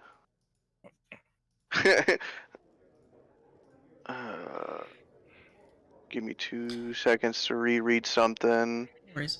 So, Uskar, you said that one of the last things that you remember was tracking an individual to the city of Waterdeep. Yeah, This was thank that you. individual that you were tracking there. Oh. There you go. Yeah, I just- What? Yeah, Wait, what? yeah. The last place he heard Morgan Rift was hiding was in Waterdeep. It appears that Morgan so- Rift found himself in the employ of the Yellow Crests at some point within the past several weeks. Oh, snap. And Okay. Alistair, to your knowledge, all of these servants were murdered. Except for one. Or No, did he? Or especially one. Morgan Oh, we don't know Rift, if he survived. so Morgan Rift was a witness to the murder of a smithy in Guantel Grim. And So- that, when the same person witnesses multiple mass murders, Sus. Sus. Hmm. So, furthermore, as you're all reading through the journal, since you're all spending so much time with it, I'm assuming that you're reading it in its entirety at this point. Yes. One of the last entries in it says, written by Sarah, I stole close to Lord Vialis today, and saw that he had chalked a circle marked with strange runes across the floor of his study. A puddle spread within the circle and appeared to me as bubbling blood. Lord Vialis stood next to it motionless, one of his vile books in hand, and muttered something I couldn't quite hear. I slipped away quickly, though I fear he may have heard me this time. Ooh. Never been so scared, but I must tell Lady Maria what I have seen. I must. Okay. I don't know. Doesn't seem worth investigating. What's next? Well, Uskar just Oh, looks no, at this one. Rigel with after seeing the name Morgan Rift. Uskar looks at Rigel and just kind of gives him the shut the hell up look, like we're looking into this. Okay. There is Um, drawings at the end of the books, little sketches. She tried to draw the image of the cover on the cover that Lord Vialis was reading. The sketch shows some sort of monstrous creature with a bulbous head, long arms, what seem to be tendrils or tentacles of some kind. Oh, God fuck damn it. me. Fuck me. This is some No. eldritch stuff right here. Furthermore, she God also damn it. tried to draw a sketch of what she remembered of the rune-marked circle. and so Yeah. Does anything seem familiar? Could Make I an Arcana check. Arcana check? Oh, right. Oof.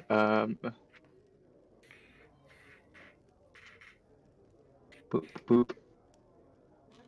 boop. Is this like? Would I've had my coronal shifts refreshed by this point? Oh yeah, you would have used the original set on the first couple days of your adventures. So you're good. Okay. If I could turn back Share put in the time. work today. Come on, share. As you are trying to figure this out, allow me to. So, Yes. God. Some guidance, yeah. just in case, Adso. Just in case. Okay. A 30. Okay, I think we can work with 30. that. Okay, well, Adso, with your expert eye, that symbol is a part of a ritual casting of contact other plane. The spell. Which plane? Well, fuck. Adso with a 30. The symbol that Sarah has drawn is crude. She may not have gotten it exactly right. But several of the runes do line up with somebody that was trying to contact the Abyss. That's not good. Dude. Bad. Oh. This is bad. Yeah, so we got tentacles and abyss. Let's go Yeah. punch So the we're going abyss. to Luskin, No. right? No. And Uskar's witness. There is one last thing. Uskar, while you are looking at the book as Adso draws attention to the symbology, that same symbol that you see there was burned into your brother's desk before he went missing. What? No way! Uskar sees this and then flips the back and reads every page or looks at everything like it with fine detail 10 times, so he knows everything. This is the key to your story. Yeah. His Yeah. brother. It's about time. Would it be funny if this were the book that you brought here? That'd be weird. Like, you don't remember anything, right? No, he doesn't remember. He doesn't remember. It's like, I think it's roughly like 3 weeks. 2 or 3 weeks. He's just missing. How And he joined. frustrating. Oh yeah.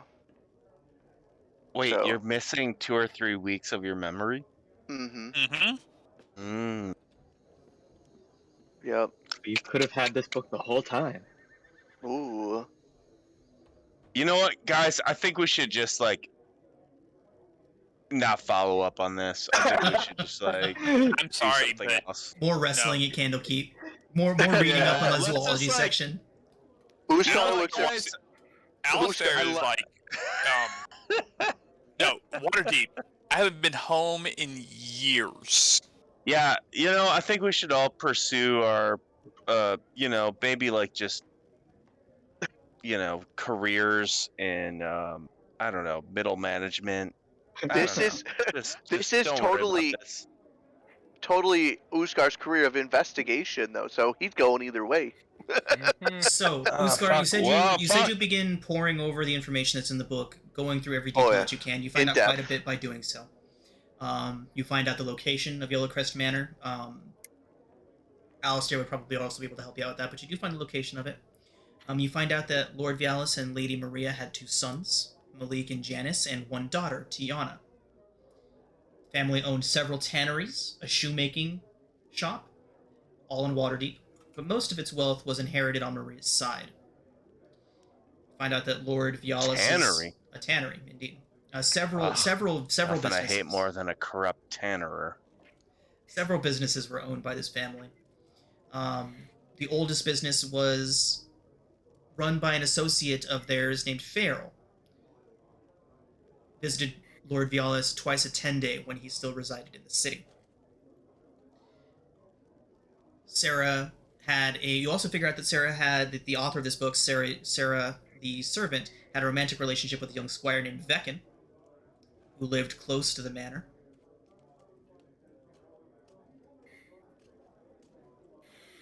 That might be someone to try to visit with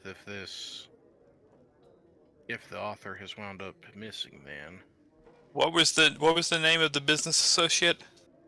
Farrell. Faerl.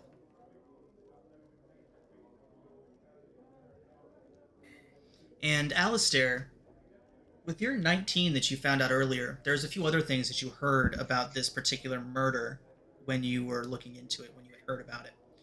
You found out that you already knew this, but Lord Yellowcrest was away from Waterdeep on business, then returned to find his wife, his sons and daughter, and the manor's servants all brutally murdered. Shocked into a deep depression by the tragedy, Lord Yellowcrest left Waterdeep to be alone with his grief. Rumors quickly spread by members of the city guard after investigating the murders that there was a hint at some sort of occult activity. You all know this, but this also was suspected by the authorities. But details of the killings were never revealed. No suspects were ever identified or charged. Lastly, the Yellowcrest family had a good reputation with no hint of personal or public impropriety. No one ever accused the grieving Lord Yellowcrest of having any connection to the murders.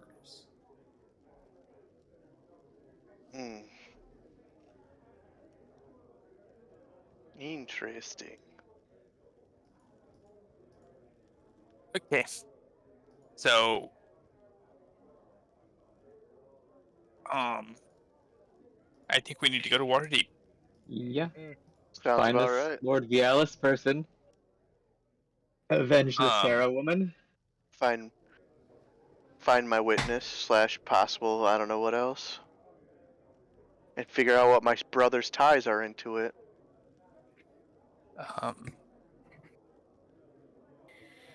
We can get there quickest if we can make use of the teleportation circles of the library. Yeah. Okay. Scar normally like hates these circles. Is like, all right, let's go. Let's use the circles. Like, let's go. So, Andale. after going through all of this, it is now late into the evening, wee hours of the morning. The hearth is mostly emptied. Going through all of this information, learning all of this has taken the better part of the evening. You are mostly alone in the hearth as you all get up to leave. As you do so, right as you're about to step out the front door, Pravis Undwilm steps into the doorway. What now? He's the jerk from the 5, right? Yeah, Raven- no, he's- he's not a five. Snape. He's Snape. He's Snape. Oh, Snape. Severus. Steps into the doorway, his fingers templed in front of him. Going somewhere? Who the Yes. It is Yes. this. And it would be much more helpful if we could go beyond this door. So I guess we were going somewhere until you showed up. Scar just starts like she's kind of trying to barrel through the guy.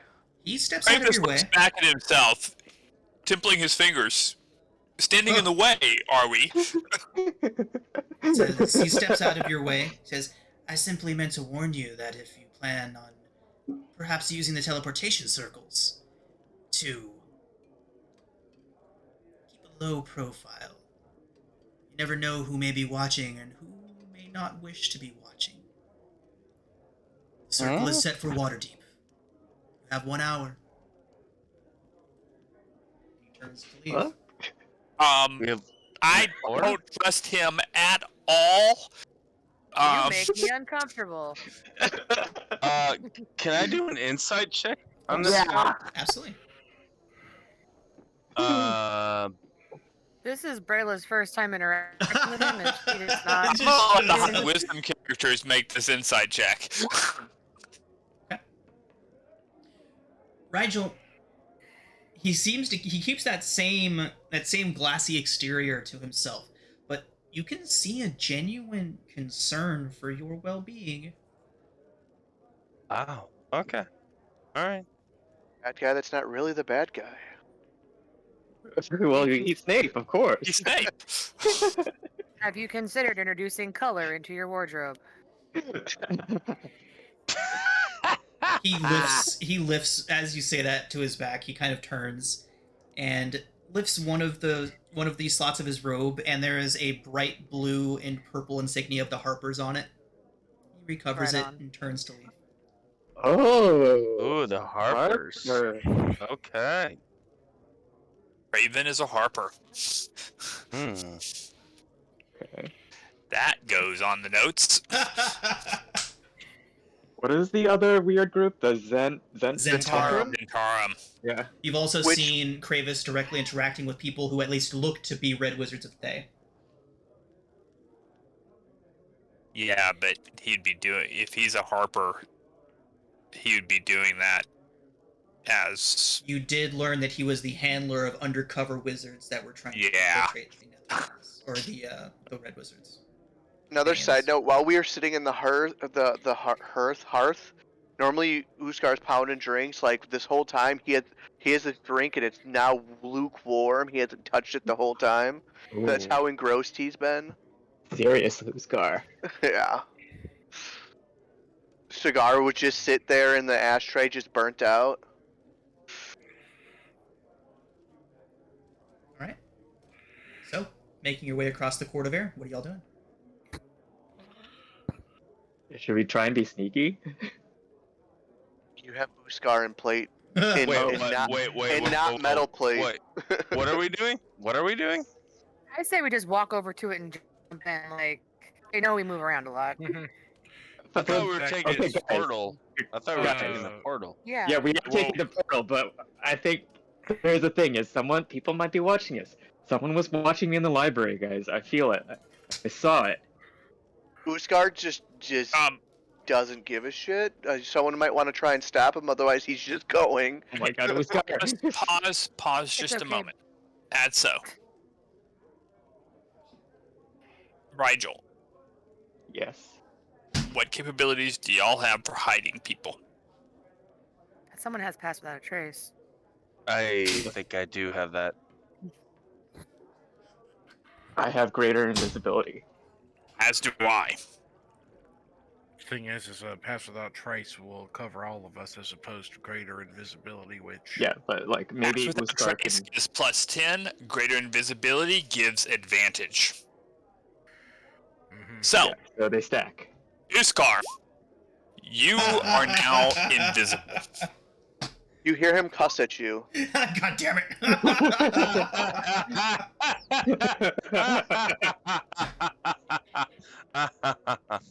You can't Oh, see it, but good. he is flipping you off. Oh, yes. Okay, who wants to be the second invisible person? You want me to pass without trace? I can do it. Yes. Yes, please. And I think you should make Brayla invisible because she needs Okay. advantage as well. Okay, Brayla, you're invisible. Just Will main, not curse at you or flip you off. which basically just gives us regular rolls because I think we both have disadvantage. Exactly. And Okay. I pull up the cowl of my Pawafi. God bless you. Who's a what now? My drow Waffly. cloak. Lay down. Yeah, Waffle, we all know. yeah. We're just making jokes. Okay. Yeah, I know. Teasing.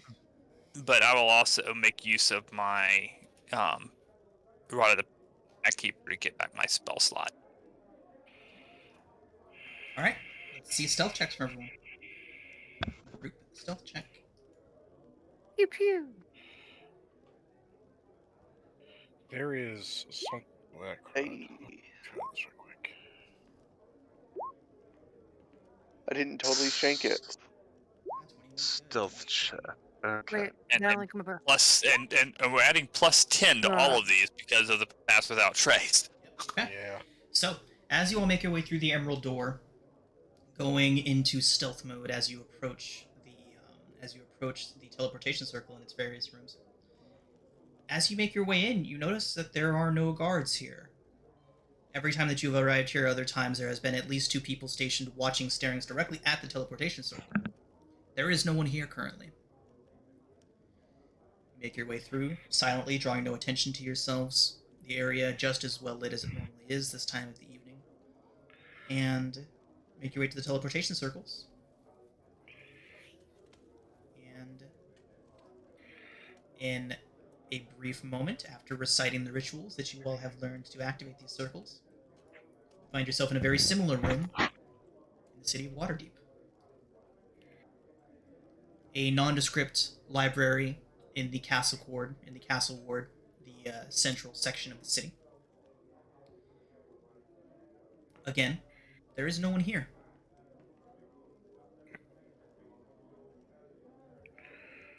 Very not normal. So, knowing Waterdeep really well and having background of street urchin, and knowing where Crest Manor is there an inn close to there that we can head to quickly and unobtrusively? There absolutely is. I will lead the way. Okay. Near, go ahead. I was gonna say Usgar's invisible, so he's just holding on to his coattails. Near But the border it only between... lasts a minute.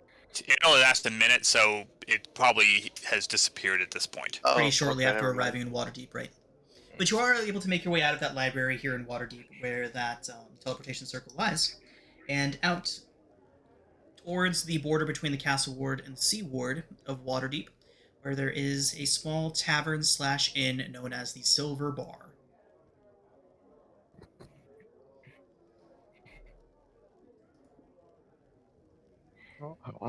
Rates are reasonable.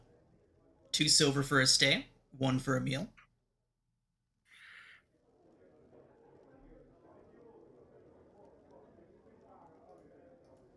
Keep it on the down low and nice and easy. I'm there. So basically 3 silver apiece for meal and to stay. And there's 6 of us. So it'd be 18, so 2 gold. I'll just take 2 gold off. Usgar's gonna put 5 gold up there and be like, "You never saw us." Oh. The barkeep is a half-orc man. He gives you a very curt nod, scoops your gold, and very intentionally turns his side to you and just is carefully studying something on the wall behind him. Helmet telepathy. What am I catching on his surface thoughts when he did that? Nice, 5 gold. I love Okay. when they're simple. Yeah. Yep.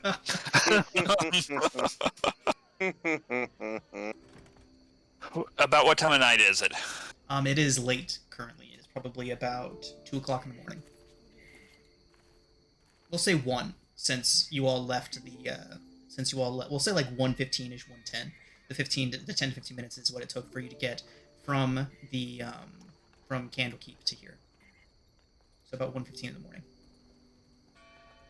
That piano noise and as in your music is the same noise my phone makes, and it keeps tripping me out. Nice. Immersion.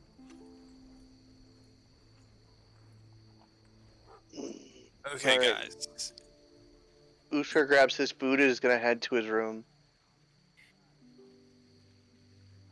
Hang out in the tavern area.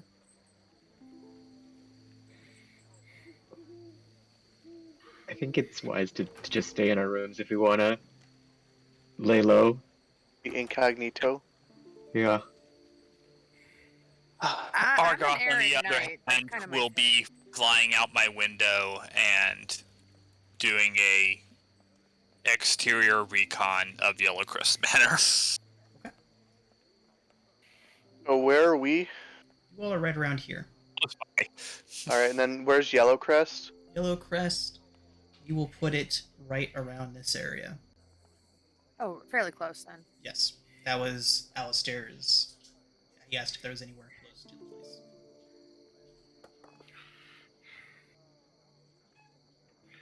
It's gonna put. We don't have the team token anymore. That's right, yeah, I got one of those. If you would so kindly. Yep. Thank I you. love Waterdeep. Yeah, that's great. Great city. Okay, so, Alistair, with your aerial reconnaissance of Yellowcrest Manor, you can see that there is at least one person that is currently residing there. You see a single light that seems to move from room to room with a person, a night owl, as it appears. How long do you observe? An hour. Make an investigation check.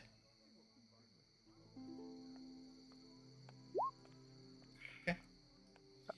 Inspiration. With a 15, the person does not seem to know their way around the house very well. They frequently wind up in one room, only to spend a few minutes standing around in it and then leave to go to a different room of the house. Eventually, they do make their way to a guest room, in which they go to sleep for the night. What does this Water? person look like? It is an elderly human male. White hair, scraggly beard.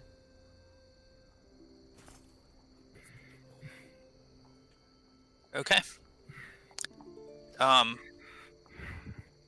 I will use the Helm of Telepathy to wake up and let all of my companions know, because I assume we're like in different rooms and stuff, what I learned. And Uskar fell asleep in a chair in his room.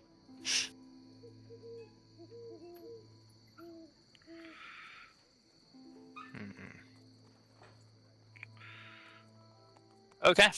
Who is currently in possession of the book? Uskar, Uskar. probably? Yeah.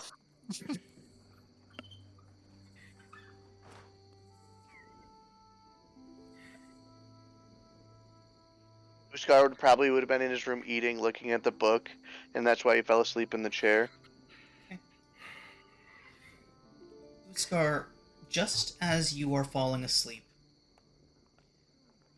just as your eyes get heavy and you start to nod off just a bit in your chair, you start awake in one of those falling sensations, and there is a young woman sitting across from you, her hands covering her eyes, and when she looks up towards you to speak, she opens her mouth and there is no tongue. As you see this, her face crunches, about to cry. She puts her head down into her hands again, and just as her head hits her hands, she dissipates in what looks like just a cloud of mist. Uskar would tell everyone once they meet up again in the morning that happened. Ooh. Oh, that's the lady I saw. The ghost he just describes say. is the ghost that Hatso has seen. Yes. Okay. So apparently she's still connected to the book. Really need to see this person. They're an emoji. So the following morning, at the Silver Bar in Waterdeep. What do you want to do? Uskar is very serious and he orders like a orange juice or a milk or whatever, some water, and with his breakfast, and then obviously a cigar. Okay. Alistair will be attempting to engage the innkeeper, servant, whoever seems the most talkative, and see what the gossip is about the murders. Okay. Uskar's listening intently. Looks over towards you. Says, I don't really gossip.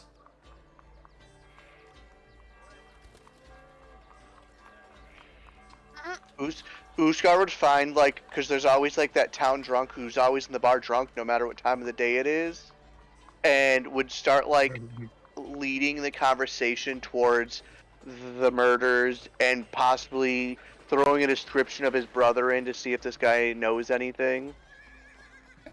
Make an investigation charisma check. With charisma? Boo. So I'm just gonna roll a straight charisma check. With proficiency, because I have proficiency in investigation, so just add 3 to this, so 16. 16? Well, you know, The rumor has it that it's that lord that did it. Killed his whole family and took off to wherever green grass, green place. Nice. Hey, How that's, helpful. what kind of? Why is it that everyone thinks that guy killed him? Well, cause I don't know. What Wasn't do you he out of think? town? Yeah, that's why he didn't do it. Exactly. So who? Sorry, my brain's totally skipping. Sarah was the name in the book. Was she murdered? Yes, Sarah. Okay. The word that you have is that the wife, the children, and all of the servants were murdered. Okay. He's gonna ask. He's gonna describe the girl with no tongue and see if this drunken fool knows who that person is. Oh, you mean Sarah? Yeah, What we I all thought. knew Sarah. She was a very sweet girl. Poor Veckin. No one took it harder than that poor boy. Who's Veckin? Veckin. Her boyfriend. Yeah, her Her boy. Yeah. Do you- Okay. Do you know where he is? Can't say that I do. And He's been around to join some sort of an adventuring group. That's why he wasn't. That's why I wasn't in town when it happened. He was out doing the heroes work. You know. I think I Ushkar's do. gonna kind of like hurrah with them a little bit just to kind of keep them in the conversation. But Surface thoughts. Anything? Nothing of note. Pretty generic. Thinking about the next time he's gonna think about what he's gonna have for What lunch. What about the people that are overhearing this conversation? Okay. Go ahead and make an insight check. No whammies. Okay. So there are a few people that are listening. It's mostly just idle listening in. Yeah, nobody really seems to be taking any specific interest in what you're saying. In what's in the conversation. Meanwhile, Argoth is checking to see if the lost guy in the guest bedroom is still at the manor. Okay. Argoth would report back to you that there is in fact an elderly man with a scraggly beard and white hair. He seems to be watering the flowers in the front right now. Ushkar's gonna try and joggle this drunk guy's memory about this green something or another. Okay. Go ahead and make another charisma investigation check. So 12. Yeah, pretty much the same. He comes up with about every iteration of green and then another word that you can think of. That's what I figured, but Uskar, you hear a voice in your head that also supplies you with a picture of what this old guy at the manor looks like, he's and says, "See if you can find anything about him." he's gonna then describe this old man to the drunk guy and be like, "Have you seen this guy around? You know who he is?" Oh yeah, that's Arnulf. Arnulf, he's trying to sell the old Yellowcrest place. Good luck, you know. You know people died there? That's what we Trying to heard. sell it? That's what He we owns heard. it. No, he's trying to sell it for Lord Yellowcrest. All right. I think that's our next step then. Ushkar's gonna say thank the guy and throw him a silver piece. Thank you. He immediately waves Nice. into the half-orc. Mm-hmm. I think this is our chance to get into Waterdeep real estate. I don't think I can afford it.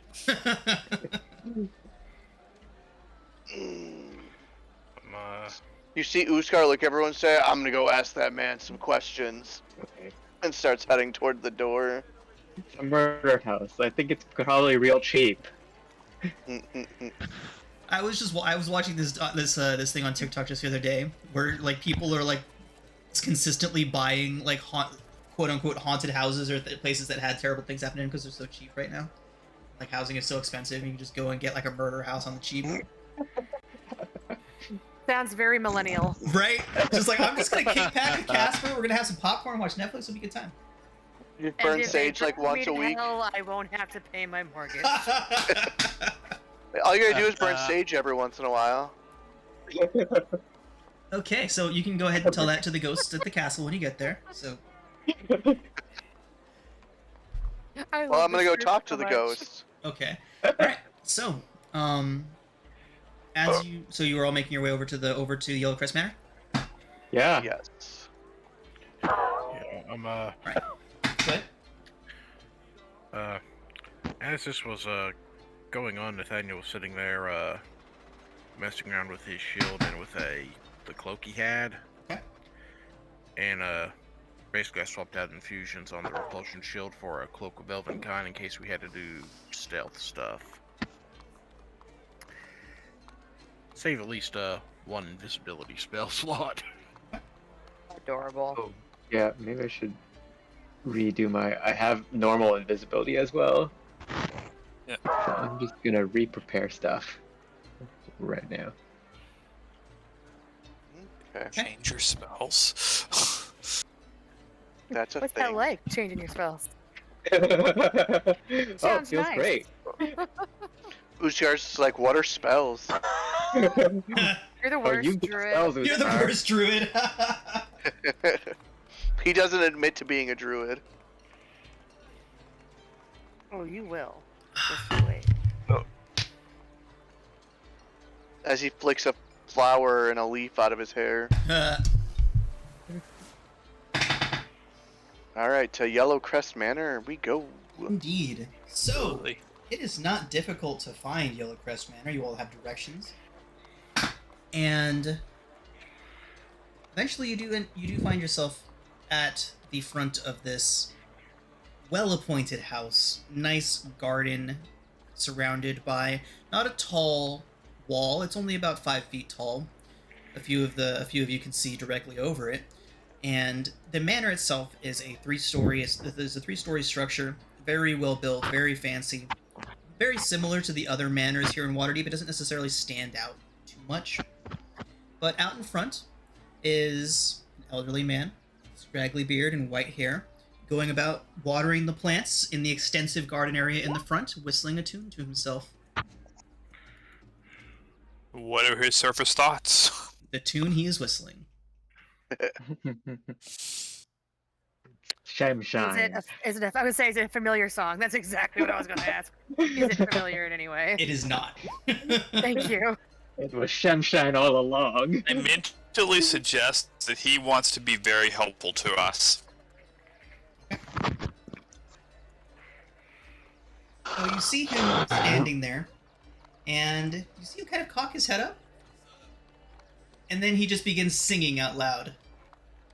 He seems to be in a very good mood. Wow. Uskar, go do your thing. Yeah. Uziar's gonna go talk to him and be like, I hear you're trying to sell this place. Okay, yeah, so the front gate is unlocked. There is a nice big old for sale sign out in the front, and it says, "Open house. All daylight hours." Yeah. And so as you approach, the man says, "Oh, hello! What can I do for you all? Here to see So- the house, are you?" Whoa.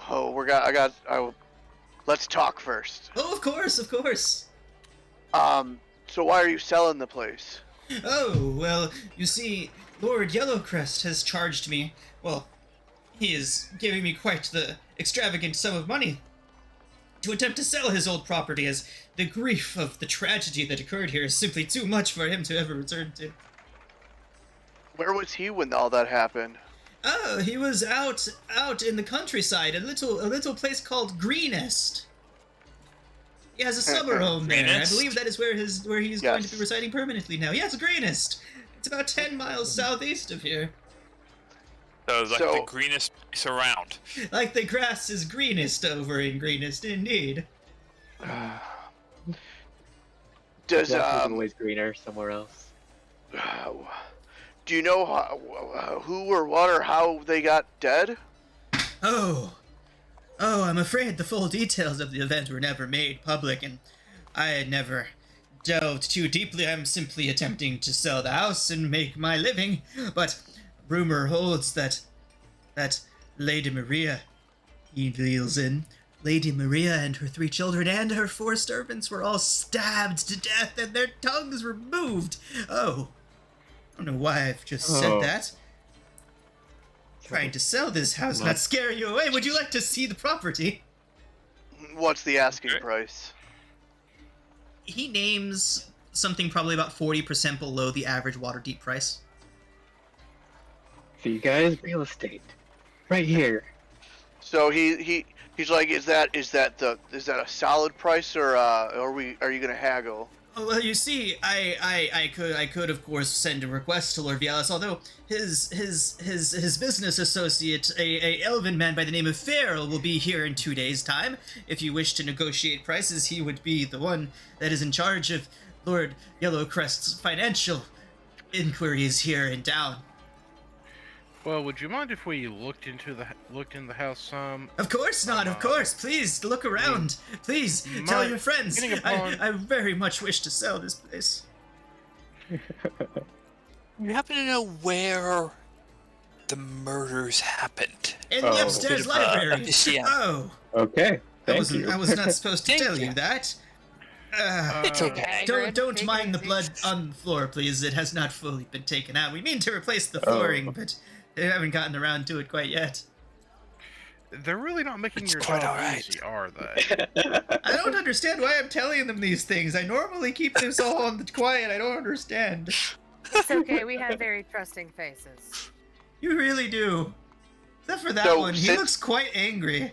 Looking at you, Scar.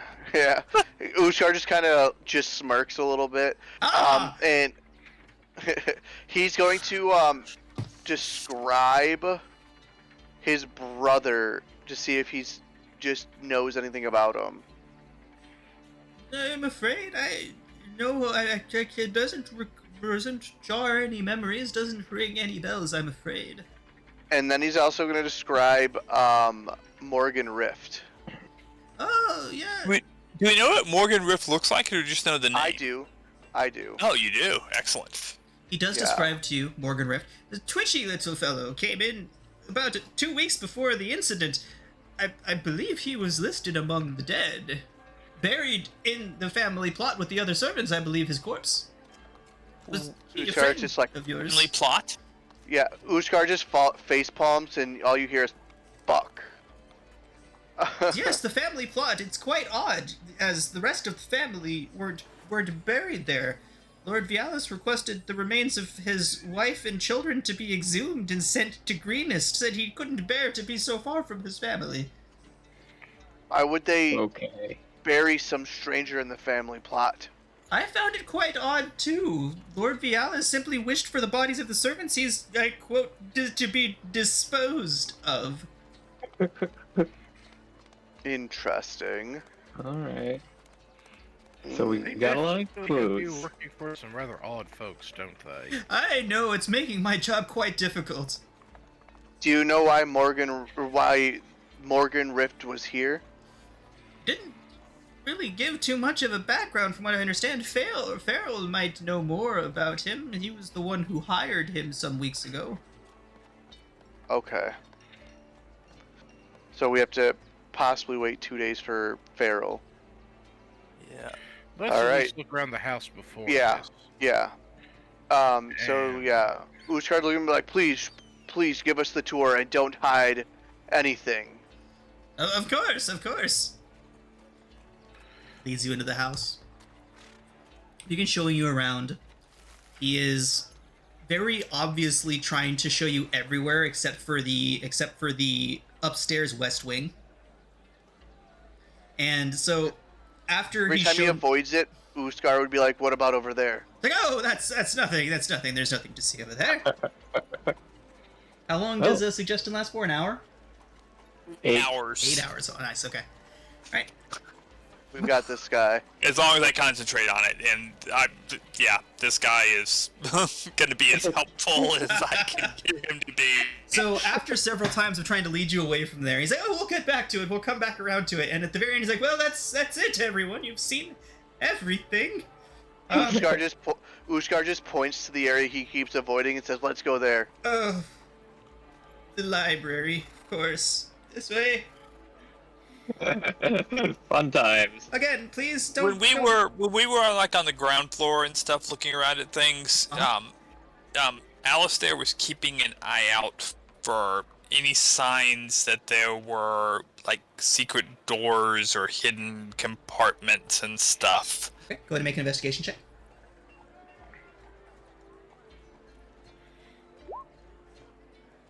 And didn't find it. You found the root cellar, which looked very suspicious. Yes, I'm sure it did. Well, sure, what we're looking for is in the Argoth is library. staking out the root cellar right now. Ushkar would also be trying to keep on lookout for that runic pattern that I don't remember what it does, but It's probably in the Look at this. library. Go ahead and make another investigation Yeah. check. alright, I can do that. With the 13, you don't really see anything out here in this general area. Okay. Yeah. Out here, you don't really get too much. It does look like the area has been cleaned, not like thoroughly or deep cleaned, but he's trying to sell the place. I do apologize for the state of this. It's quite. I haven't really gotten around to it. It's quite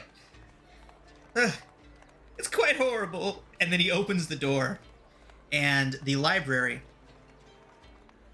appears to have been literally painted with human blood. Ooh, The yay. walls, the books, picture frames, windows, everything coated. Not Uskar's splattered. gonna look at Alistair and be like, "Keep the little girl out of this." Fear not. What about Sarah?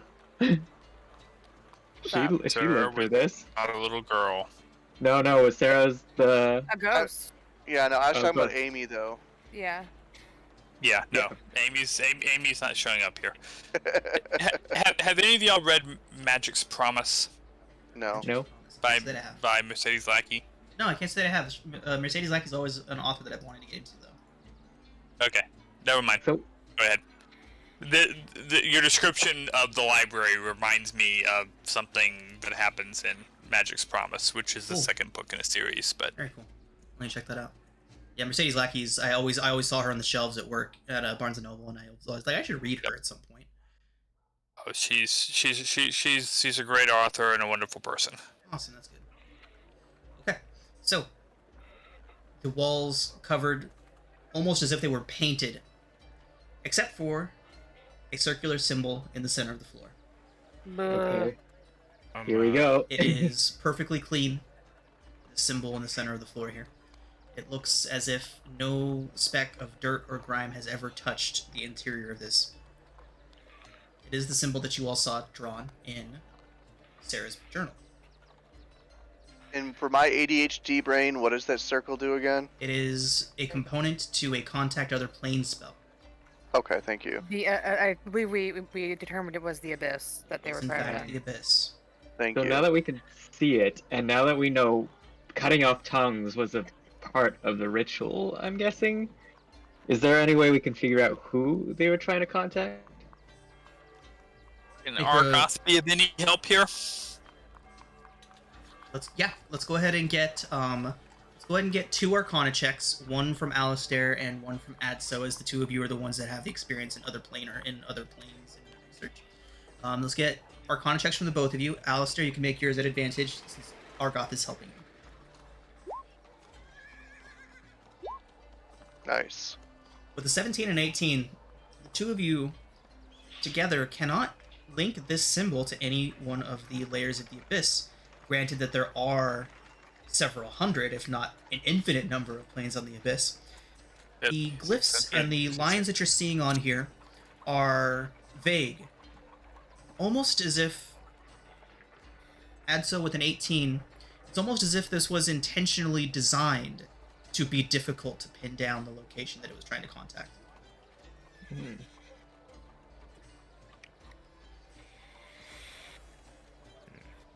Curious. As they are looking it over, I'm going to ritually cast Detect Magic to see if there's any residual traces of any spellcraft still around. Okay. Before we leave this room, we destroy that circle.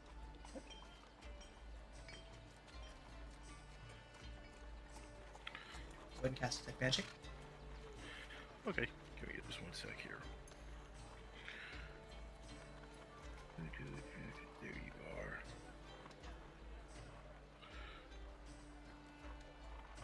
Well, he's. Oh, There we go.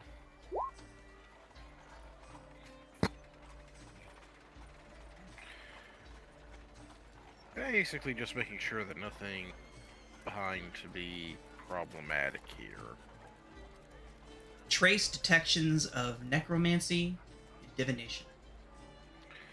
Okay, so kind of what I would have expected. Has Argoth detected anything in the very suspicious root cellar? No, he has not. What about here? Can we do I do an investigation for like any hidden compartments, books even that look of interest? Go ahead and make an investigation check.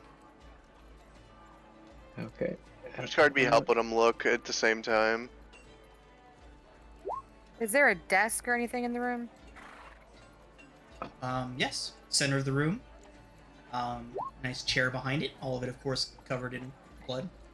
Uskar was helping you, so you'd get that 18. Oh, I'd get that 18. Okay. Yeah. I'd like to go, like, look at what's on the desk and in the desk, if you don't mind. Okay. What does the 18 get? 18. An 18 does reveal behind one of the bookcases there was a study. A private study. A secret study, if you will. Oh. It has been emptied. Okay. Bare spots on the floor where there was obviously piles of books. The desk, all of the drawers inside of it are emptied. It has very clearly been thoroughly gone through anything of importance. Rayla, let's get an investigation check as you go through the desk in the front. Thank you. Oh. Well, it's a desk. Are you sure? Pretty desk. Oh. It's 11:48. Use your inspiration. Yes, I will use my inspiration, please. So with a 16, Rayla, you do find some letters inside, stuffed into the back of one of the drawers, apparently forgotten. This desk does not appear to have been as thoroughly ransacked as the one in the secret study. But the letter inside, as you open it up and read through it, would you happen to speak Abyssal? I do. No, I do not, but I know someone else does, so I'm going to ask if they want to speak Abyssal. It is written in a cipher that appears to combine Abyssal with another language. It speaks Primordial. Not I. I do not. Relevated. Yeah. Let's go to Releve. Phone a friend. Just take- I thought Rigel spoke primordial. Rigel? He's been muted for a while. We lost him. But I MK, do know you there? I do know that Rigel speaks primordial. So with this being a cipher and in a language, if anybody can speak it, I will cast tongues and I can understand it. We're gonna have to put our heads to do this cipher thingy. Because I can't read it in any language, but I can understand it if it's spoken. Let's go ahead and so it is Rigel and Adso that have the 2 languages we need. Yes. Adso, let's go ahead and get a straight intelligence check from you. We're going to say that it is a DC 16. I'll let you know the DC now. DC 16 to figure out the contents of this letter. And I will use guidance on that as well. Okay, I'm first gonna coronal shift. First coronal shift of the day. Hold on a second. Okay, and yep, got it. Okay. So, you are able to decipher it. It is short, and it is cryptic. But the contents of the cipher do read, essentially instructing somebody that they needed to expedite their plans. Outside forces may be an issue soon. Meet at the new temple. Greenest. The greenest new temple. Was it signed by anybody? It is signed with the same symbol that you saw written on your brother's desk. Burned in your brother's desk. You just hear him utter his brother's name. What is your brother's name? Rage. Raige. I'm just gonna call him Rage. That was kind of the idea.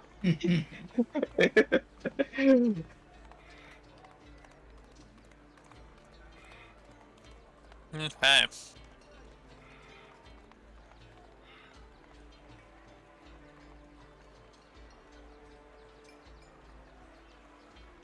So now that Uskar is really starting to feel like his brother really isn't involved in something here,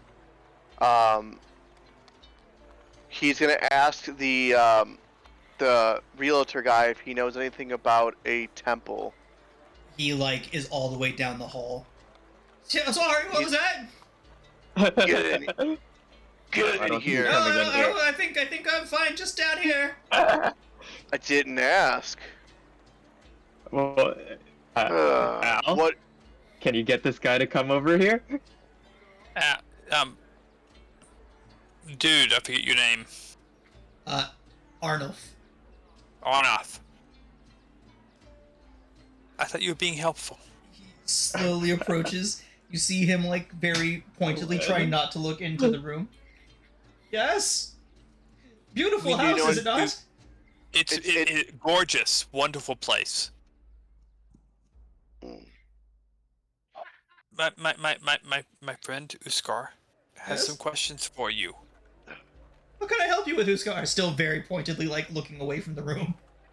What do you know of a temple or a new temple? Temple? Well, Waterdeep holds many temples. What about Greenest? The Greenest? I don't know of any temple in Greenest.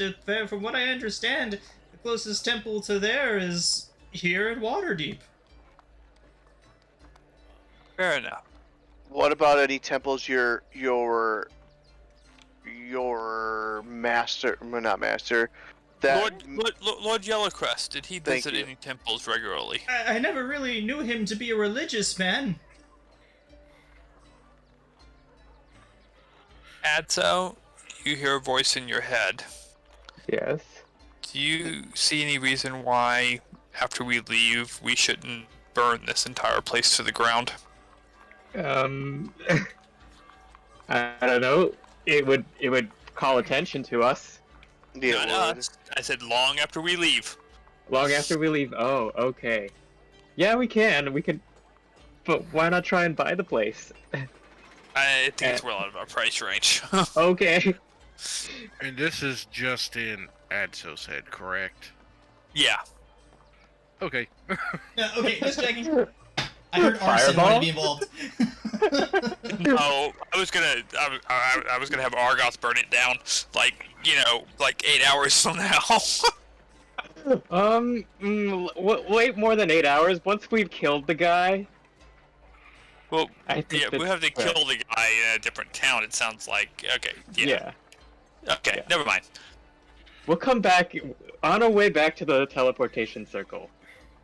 You want to murder? We can murder. Don't you worry. Trying I to was. murder. Yeah. Trying to arson. Yeah. Which Murder guy's and gonna- arson. I was gonna ask what Lord Yellowcrest, what's so important to him in Greenest? I believe it's simply where his summer home was. He just went there out of convenience, I believe. I think that's the new temple. Yeah, I Same. was trying to see if I could get any more information about it. How often do they go? How often do they go to this Greenest? Well, the Lord Yellowcrest has not been back in town for quite some time. His business associate Pharaoh handles all of his visits to town. We Oh. pay Farrell a visit. Is there any particular place we should? I think we probably need to talk to Farrell. Oh, Where's the look, best place to find him? he lists off the 3 shops in the trade wards that belong to Lord Vialis. Says that Farrell is due to arrive back in town in 2 days to collect the dues to Lord Vialis from these shops.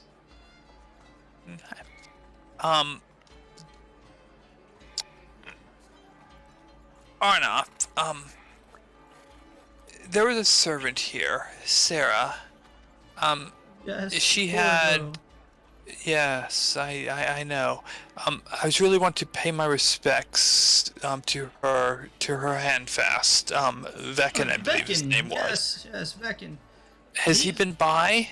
He has not been by the manor in quite some time. However, you can find him often in the North Ward area. He has many friends. I believe there's the Troll's Skull, the bar, the The tavern up Troll's there. Skull. I think I've heard of that. Indeed, he's a regular there. You've been very, very, very helpful. I have indeed. He looks concerned.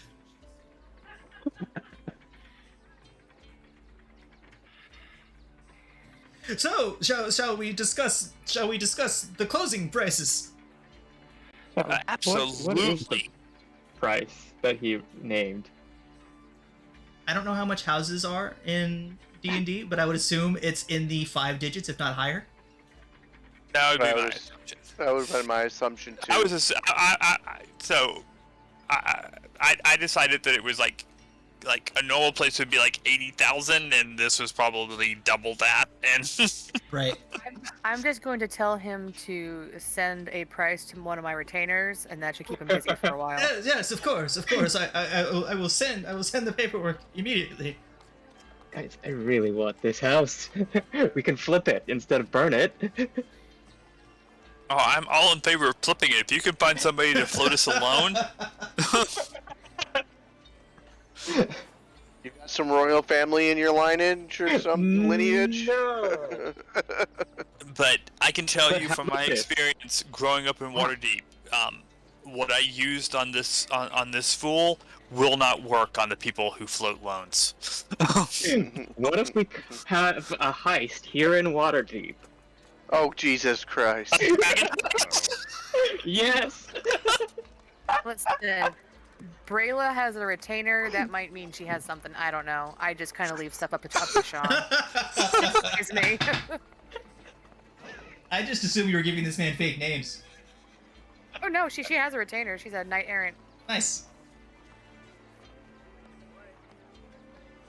All right. All right. Well, I think we have to wait for the Farrell, whatever. his Farrell. name is. Thank you. Okay, Yeah. but he's not gonna be here for 2 days. Meanwhile, we can head to the North Ward and Yeah. talk to Beacon. Yes. Agreed. Off to the North Ward. Okay. How does Taxi? Arthur or whatever his name feel about us squatting in the house? Just test run it. Oh my god. No, we don't need to squat in the house. We've got And the he'll probably book. kick us out after. He would 8 kick you out hours. in exactly like 7 hours and 22 minutes. Yeah. Okay. Taxi? As we're walking out of the house, Uskar is going to continue to look for that symbol again to see if he sees it anywhere else in the house. So, on your way out of the house, you do not recognize the symbol anywhere else. The only place that it was inside of that room and on that little piece of paper. But, as you all make your way out, there is a man at the gate. A youngish man, seems like the bookish type, wearing very plain colored robes and a pair of spectacles.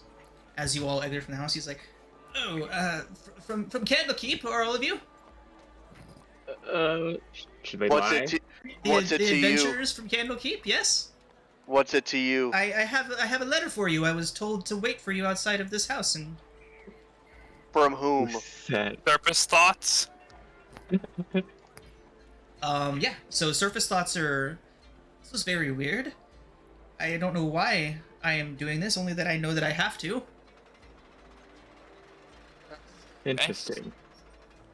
I found it on my front door this morning, and I just somehow knew that I had to give it to you and meet you all right here, exactly this time, and hand you this letter.